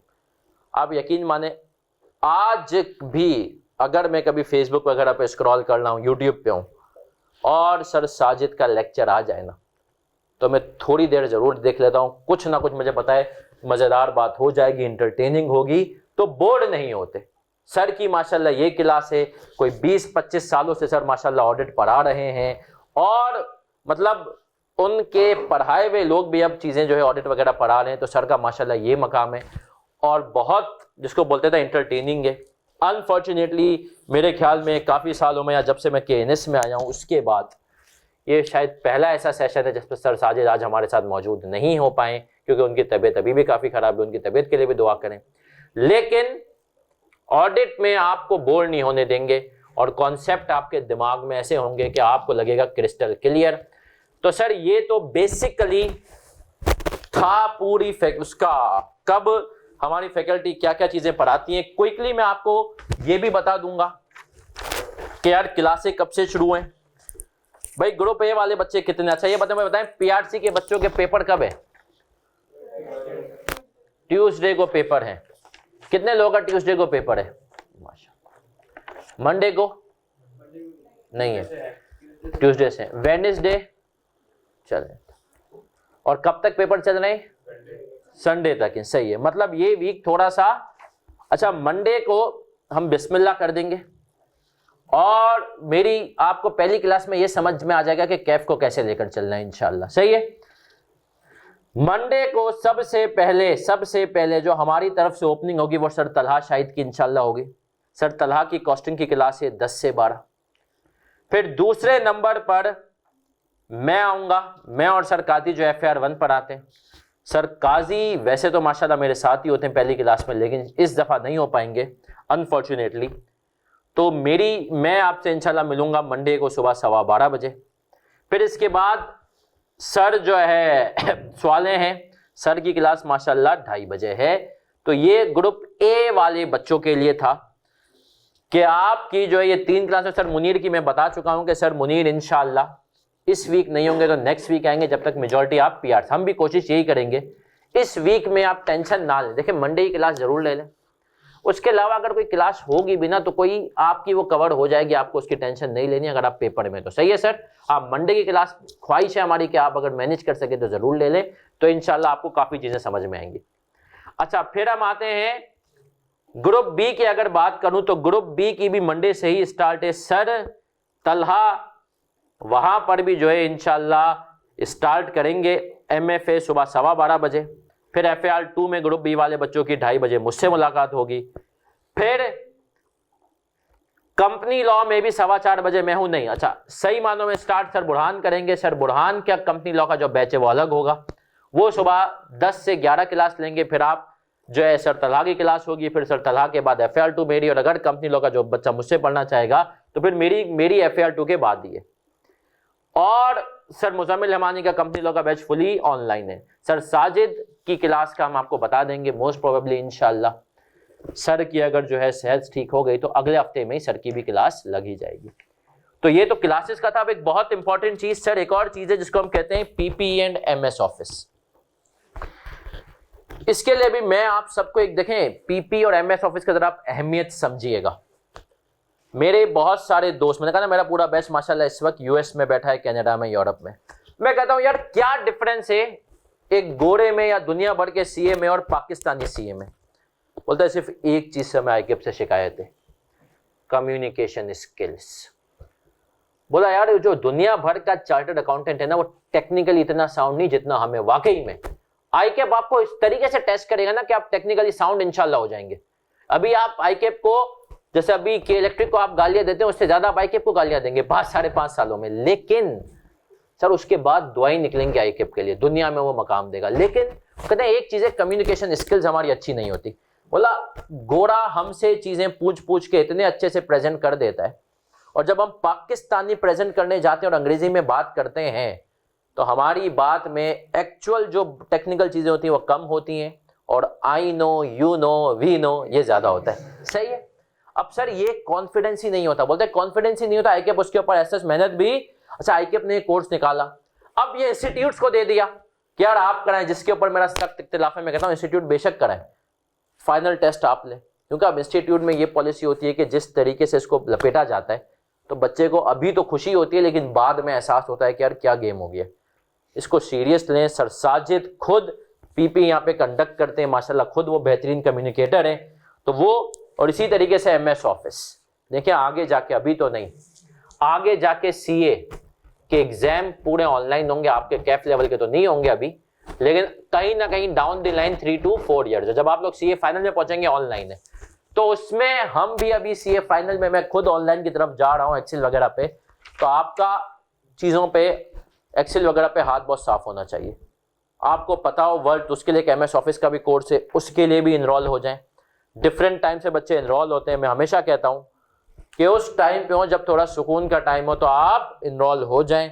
तो पीपी और एमएस ऑफिस जो है ना, उनकी क्लासें होंगी तो शुरू आफ्टर ईद, उसकी रजिस्ट्रेशन बिफोर ईद होगी। और पीपी के अंदर आईकेप की तरफ से रिस्ट्रिक्शन भी है कि एक क्लास में इतने बच्चे से ज्यादा, कितने मिस थी, 30 से ज्यादा ना हो, तो उसके लिए जो है प्री इनरोलमेंट हो जाती है। तो उसके लिए अगर आप चाहते हैं कि आपको कोई जल्दी बैचेस में मिल जाए तो आप उसमें चले जाएं, नहीं तो फिर शायद हो सकता है आपका पीपी थोड़ा लेट हो।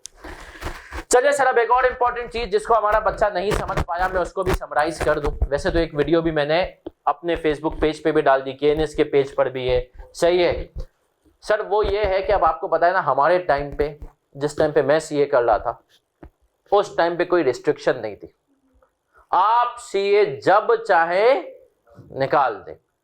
मैं ऐसी ऐसी अजीम हस्तियों को जानता हूं सर, जिनको 12 साल हो गए सीए में, और जिनके 2-4 पेपर कैफ के पास है, उससे ज्यादा पास उन्होंने भी सीए नहीं छोड़ा।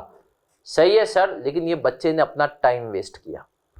सर अब आईकेप को भी ये बात फील हुई कि यार बच्चा सीए को नॉन सीरियस ले रहा है और फिर जिंदगियां बर्बाद कर रहा है, फिर आईकेप को गालियां दे रहा है। तो आईकेप ने कहा कि भाई ये जो है ना, गंदी गंदी गालियां हमें नहीं खानी, हम उसके लिए गेम करते हैं। और हमने एक स्कीम निकाल दी। अब मैं आपको ये बता देता हूं, ये स्कीम आई मार्च 21 से 22 से, मार्च 22 से एप्लीकेबल हुई। और मैं इसका एक, वैसे एक सोशल मीडिया पे भी चल रहा है मेरा, ये यहां पे फिट कर देता हूं, number of papers left before March 22 attempt.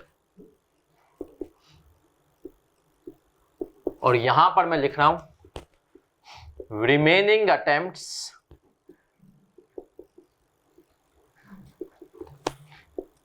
After March 23 attempt.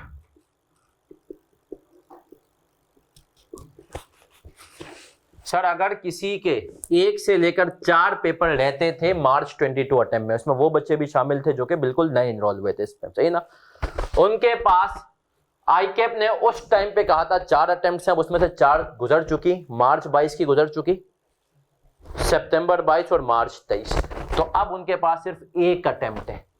इस अटेम्प्ट में अगर उन्होंने पेपर नहीं निकाले तो वो डिस्क्वालीफाई, सीए की जिंदगी खत्म, टाटा।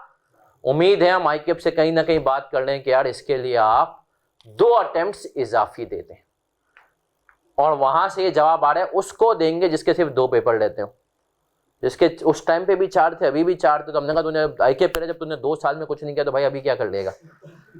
तो समझ रहे हैं आप, तो आईकेप, लेकिन एक्सपेक्टेड है, अभी कुछ कंफर्म नहीं है उन बच्चों के लिए, समझ रहे हैं, आखिरी बॉल पे मैच जीतना है, और आखिरी बॉल का प्रेशर अलग है सर। ये अब आते हैं सर, इसी तरीके से जब पेपर बढ़ाते जाएं और अटेम्प्ट बढ़ाते जाएं, जिसके उस टाइम पे 5 थे, 3 गुजर चुकी, उसके पास 5 पेपर थे उस टाइम पे, 5 अटेम्प्ट थी, अब 3 गुजर चुकी, तो रिमेनिंग कितनी बची हैं? और इसी तरीके से जिसके 6 थे 3, जिसके 7 थे उसके पास 4, और जिसके 8 थे उस टाइम पे उसके पास। सर ये उन लोगों के लिए है जो ओल्ड स्कीम से आए थे, सही है, यहां पर जो मार्च 22 से पहले भी कैफ की कोई अटेम्प्ट दे चुके हुए थे, सही है सर, जो मार्च 22 से पहले भी कैफ की कोई अटेम्प्ट। आप लोग जो है, आपके लिए आईके अपने बड़ा सिंपल फॉर्मूला है, number of papers into months. तो आपने कहा कि सर आपके पास अगर 6 मंथ्स, तो आपने कहा इतने थे, तो आपके पास यहां पर 48 मंथ्स, और 48 मंथ्स में आपको पता है कि आपके 4 साल और 1 साल में 2 अटेम्प्ट, तो आपके पास 8 अटेम्प्ट है। और आईके आप लोगों को मसले की बात यूं नहीं है कि आईके अपने आप लोगों के लिए स्कीम रखी है कि अगर 4 साल में भी आपका खुदा ना खास्ता किसी का कैफ नहीं हुआ, तो उसको अगर वही बात उसके लिए अगर 2 पेपर उसके रहते होंगे तो आईके 1 साल ग्रेस दे देगा। तो कुल मिला के हर बच्चे के पास 5 साल है अब कैफ के लिए। अब वो 12 साल वाला सीन नहीं है, 5 साल में भाई कैफ कर सकते हो करो, नहीं तो आईके ने कह दिया कि सर आप जाएं और आप कुछ और करें। रीजन बीइंग ये है कि बच्चा कैफ में बेचारा अटका रहता है और उससे कैफ नहीं हो पाता, जिंदगियां बर्बाद हो जाती हैं, सही है सर। तो अब ये रिस्ट्रिक्शन ओल्ड स्टूडेंट्स का अलग गेम है, उनके लिए हम कोशिश कर रहे हैं कि 1 साल किसी को मिल जाए, लेकिन आपको 60 महीने। और मैं आपको बता दूं सर, अगर आपने जो टीचर्स ने अभी आपको बातें पढ़ा और जब हम क्लास में कहेंगे, तो मेरी गारंटी है इंशाल्लाह आप में से हर एक तकरीबन 1 से 1.5 साल में इंशाल्लाह कैफ निकाल लेगा। स्मार्ट स्टडी टीचर्स की जो सारी चीजें वो सीखनी है, तो आप देखेंगे आप कैसे। तो सर ये चीज, और इसी तरीके से आईकेप सर मजीद चेंजेस ला रहे हैं। और सब चेंजेस क्यों ला रहा है आईकेप को पता है, मैंने शुरू में कहा बाहर जाने के लिए इस वक्त भी सीए पाकिस्तान से बेहतर कोई लॉन्चिंग पैड नहीं है। व्हाट्सएप ग्रुप्स भी हमारे बन चुके हुए हैं, वो ग्रुप्स आप लोगों ने जो है ज्वाइन करने हैं, तो वो करने में क्विकली एक दफा फिर से क्लासेस के टाइम बता दूंगा, इसके बाद आपके सवालात भी ले लेंगे। भाई ग्रुप ए की सर तला की क्लास है मंडे को 10 बजे, FAR 1 मैं शुरू करूंगा 12:15 बजे, बिजनेस लॉ सर सवाले की 2:30 बजे। ग्रुप बी के अंदर आपके पास सर बुरहान सुबह 10 बजे कंपनी लॉ लेंगे, 12 बजे सर तलहा जो है वो MFA लेंगे, 2:30 बजे मैं FAR 2 लूंगा, और फिर मेरा कंपनी लॉ होगा 4 बजे। तो सर ये बेसिकली हमारी क्लासेस का स्केड्यूल है। और अब आप लोगों के कोई भी सवाल हो तो हम उनके जवाबात आपको देंगे। तो मेरा बच्चा किसी का कोई सवाल है? कोई सवाल? सब क्लियर है? देखो भाई जब इतना क्लियर हो जाता है ना, तब मैं क्लास में पूछने वाला हूं। देखो यार जब इतना कोई सवाल नहीं होना, टीचर को बस 2 में से एक बात होती है, या तो इतना अच्छा मैंने पढ़ा दिया कि किसी को कोई सवाल ही नहीं है, या इतना फजूल पढ़ाया कि किसी को कुछ समझ में ही नहीं आया। तो भाई कोई सवाल? जी रमजानों में क्या टाइमिंग होगी? देखें मुझे तो ये बात नहीं ना, मैं कोशिश करता हूं कि आपकी फितरत के करीब रहूं। मुझे पता है सुबह तो तुम लोग सो रहे होगे, रात रमजान तो इबादत के लिए हमारी अल्लाह माफ करे थोड़ी होती है, पार्टी के लिए होती है ना सर। रमजानों में तो रात में आप जागते हैं, सहरी करके सोते हैं, है ना सर। तो मैं खुद भी जो है ना कोशिश करता हूं कि रमजानों में दोपहर में ही क्लास, बट मेरी सब टीचर से भी यही रिक्वेस्ट है, वो आपको इंशाल्लाह पहली दूसरी का पता चल जाएगा कि रमजान में बिल्कुल अर्ली मॉर्निंग क्लासें ना लें, आपके मिजाज को देखते हुए। और कोशिश ये भी होगा कि जैसे नॉर्मल क्लास अगर हमारी 2 घंटे की है, रमजानों में हम उसको थोड़ा कम 1.5 घंटे की, 1.25 घंटे की करें, ताकि आप लोगों को डिस्टर्बेंस ना हो। लेकिन इस कंडीशन और शर्त के साथ कि रमजान के बाद फिर हमारी चलेगी। सही है सर? हाँ जी, कोई और सवाल? एक मिनट, ये पूछ रहा है वो लड़का, एक मिनट। जी जी सर वो मुझे पूछना था कि सर काफी मतलब सीनियर से पता चला है कि कैफ के ग्रुप ए का बेस्ट जो कॉम्बिनेशन होता है वो FAR 1 टैक्स और बिजनेस लॉ होता है, क्योंकि थ्योरी और प्रैक्टिकल साथ है।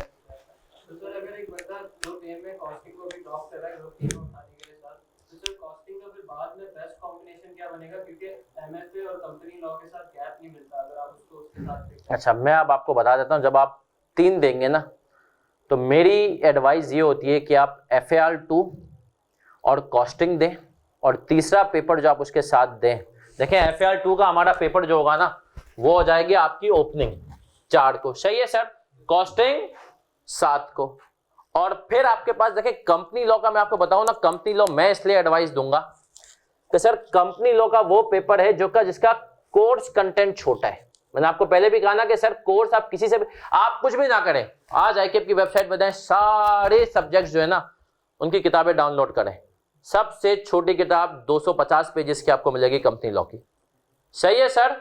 तो वो मैनेज हो सकता है। किसी को लगता है सर वो मसला है तो फिर आप ऑडिट दे दें और उसके बाद आखिरी अटेम्प्ट में MFA और कंपनी लॉ की तरफ जाएं, सही है। तो कॉस्टिंग और FAR2 में तो गैप होगा ही, और कंपनी लॉ तो ये एक कॉम्बिनेशन है। जी इकरा सर, PRC के स्टूडेंट्स चाहिए कि जैसे कि ट्यूसडे को पेपर है तो मंडे की क्लास लेट से ये लोग ले भी लेते हैं, तो फिर आगे की क्लासेस इनकी स्किप होगी तो वो कैसे कोप अप करेंगे? अच्छा, ये मैंने बताया भी कि हम कोशिश ये करेंगे कि देखें मंडे को जब हम आएंगे ना तो हम अभी, क्योंकि बहुत सारे बच्चे ऐसे भी होंगे जो शायद सेशन में नहीं भी, तो हम मंडे को ये अगली क्लासों का वे आउट भी देख लेंगे कि अगली क्लासें क्या हैं, कब हैं, किसके हिसाब से टाइमिंग, और अगर खुदा ना खास्ता किसी का कोई मसला होगा तो उसके लिए टीचर्स वो क्लास जैसे ही आपके पेपर खत्म होंगे तो उनके लिए एक वापस वो क्लास रख भी देंगे, और अगर कोई उससे पहले भी देखना चाहता है तो उसकी रिकॉर्डिंग वगैरह अवेलेबल होगी। कोई घबराने की बात, और हो सकता है कि अगर 90% बच्चे ये कह दें मंडे को कि सर हमारा तो पेपर ही है,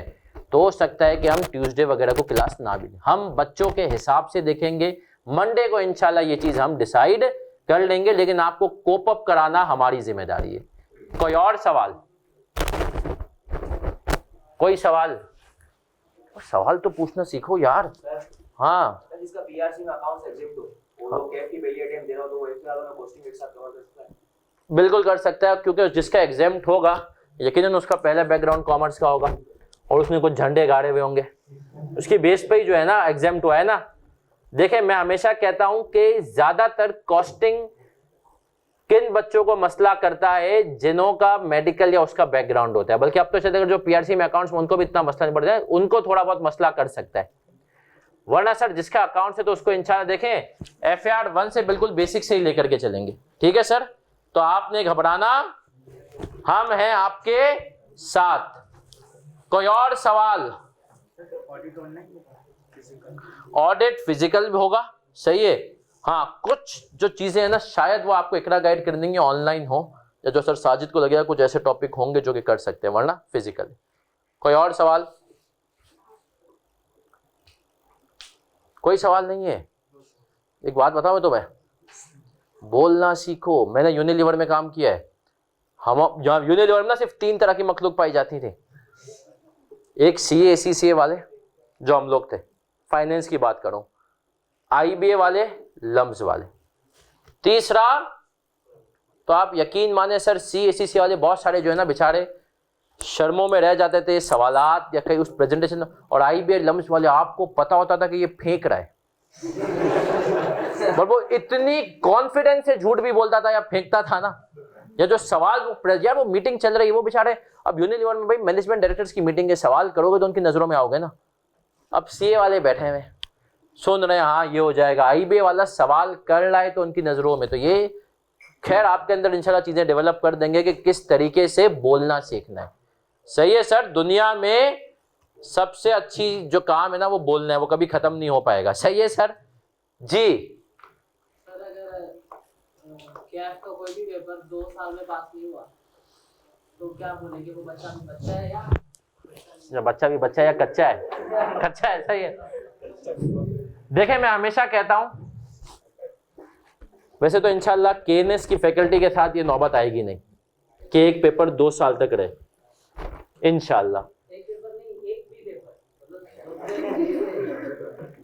एक भी पेपर पास नहीं हो रहा 2 साल तक, बिल्कुल जीरो, ऐसा कह रहा है। अच्छा सर, एक बच्चे का सवाल है,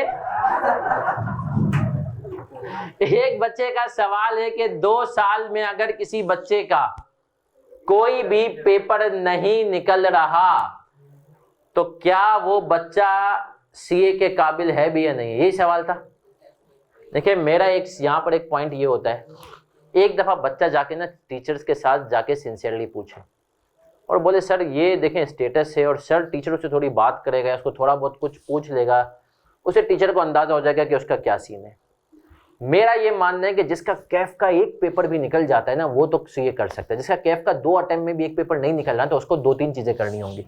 अप्रोच चेंज करनी है, स्ट्रेटेजी चेंज करनी है, और अगर किसी टीचर का उसको समझ में नहीं आ रहा तो फिर वो टीचर भी चेंज करेगा।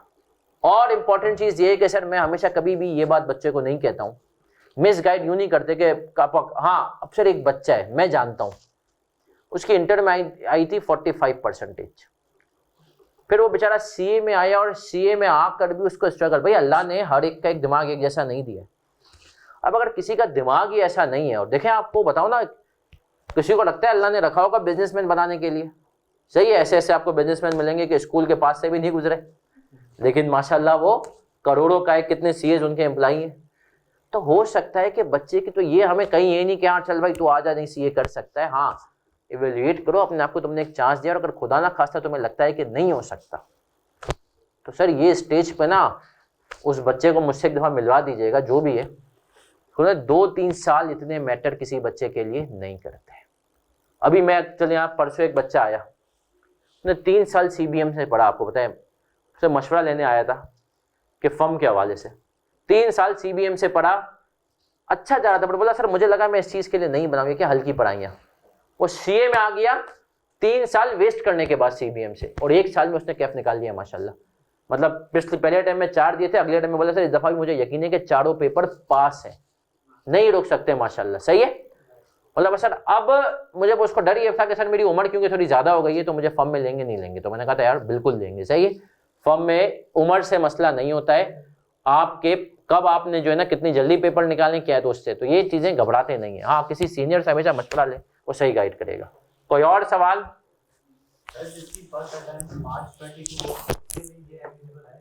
सर जिसकी फर्स्ट अटेम्प्ट नहीं सर, उसका फिर दूसरा वाला केस हो जाएगा, समझ रहे हो, उसके पास 5 साल है, अगर उसने 2 पेपर रखे तो फिर एंड में उसके खुदा ना खास्ता रहते हुए तो उनको 1 साल मिल जाएगा। जैसे हमने दिसंबर के अंदर एफसी दिया था, तो दिसंबर 21 तो मार्च 22 जो है वो फास्ट ट्रैक चला था, तो हमने पेपर नहीं दिया, तो हमारी मार्च फर्स्ट अटेम्प्ट काउंट होगी? बिल्कुल होगी। देखिए आप जब भी हो जाते हैं ना, जो आपके बाद जो पहली कैफ की अटेम्प्ट आती है ना एफसी के बाद, वहां से आपका मीटर चालू हो जाता है, फर्स्ट अटेम्प्ट के लिए मीटर चालू हो जाएगा आपका। जी कोई और सवाल? पक्की बात है? चले जी, कोई ऑनलाइन वाले बच्चों से पूछ लेते हैं, कोई सवाल इनका है ना। एक बच्चा कह रहा है sir I am fully motivated to take 4 exams, तो क्या मैं 4 लूं या 3 दूं? तो मुझे वही लगता है कि मुझे नवाजुद्दीन सिद्दीकी वाली गूगल से निकाल, नहीं मजाक कर रहा हूं सर। देखें किसी को अगर लगता है ना 4 दे सकता है, और उसका पास्ट प्रीवियस रिकॉर्ड भी बहुत अच्छा है, और उसको पीआरसी भी लग रहा है कि अभी तो कुछ है ही नहीं भाई, सही है, तो फिर वो 4 का एक डिसीजन ले सकता है। बट मैंने कहा देखे 4 शायद इस अटेम्प्ट में मैं खास तौर पे इसलिए इतना ज्यादा प्रेफर नहीं कर रहा हूं मेरा बच्चा, क्योंकि इस अटेम्प्ट में डिस्ट्रैक्शन है, रमजान है, आपकी ईद है, मुहर्रम है, कहीं ना कहीं आपका यहां से ठीक ठाक टाइम जो है आप नहीं पढ़ पाएंगे, इसीलिए। वरना लेकिन अगर किसी को लगता है इस सब के बावजूद भी मैं 4 दे सकता हूं तो आप बिल्कुल जाएं।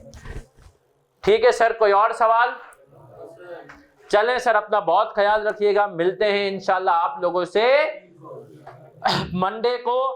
और किसी का वैसे अभी सेशन के बाद भी कोई सवाल हो तो मैं सर सवाल सर तला अवेलेबल हैं हमारी, इंशाल्लाह आपको हम गाइडेंस करते रहेंगे। अपना ख्याल रखिएगा, बाकी लोग जा सकते हैं।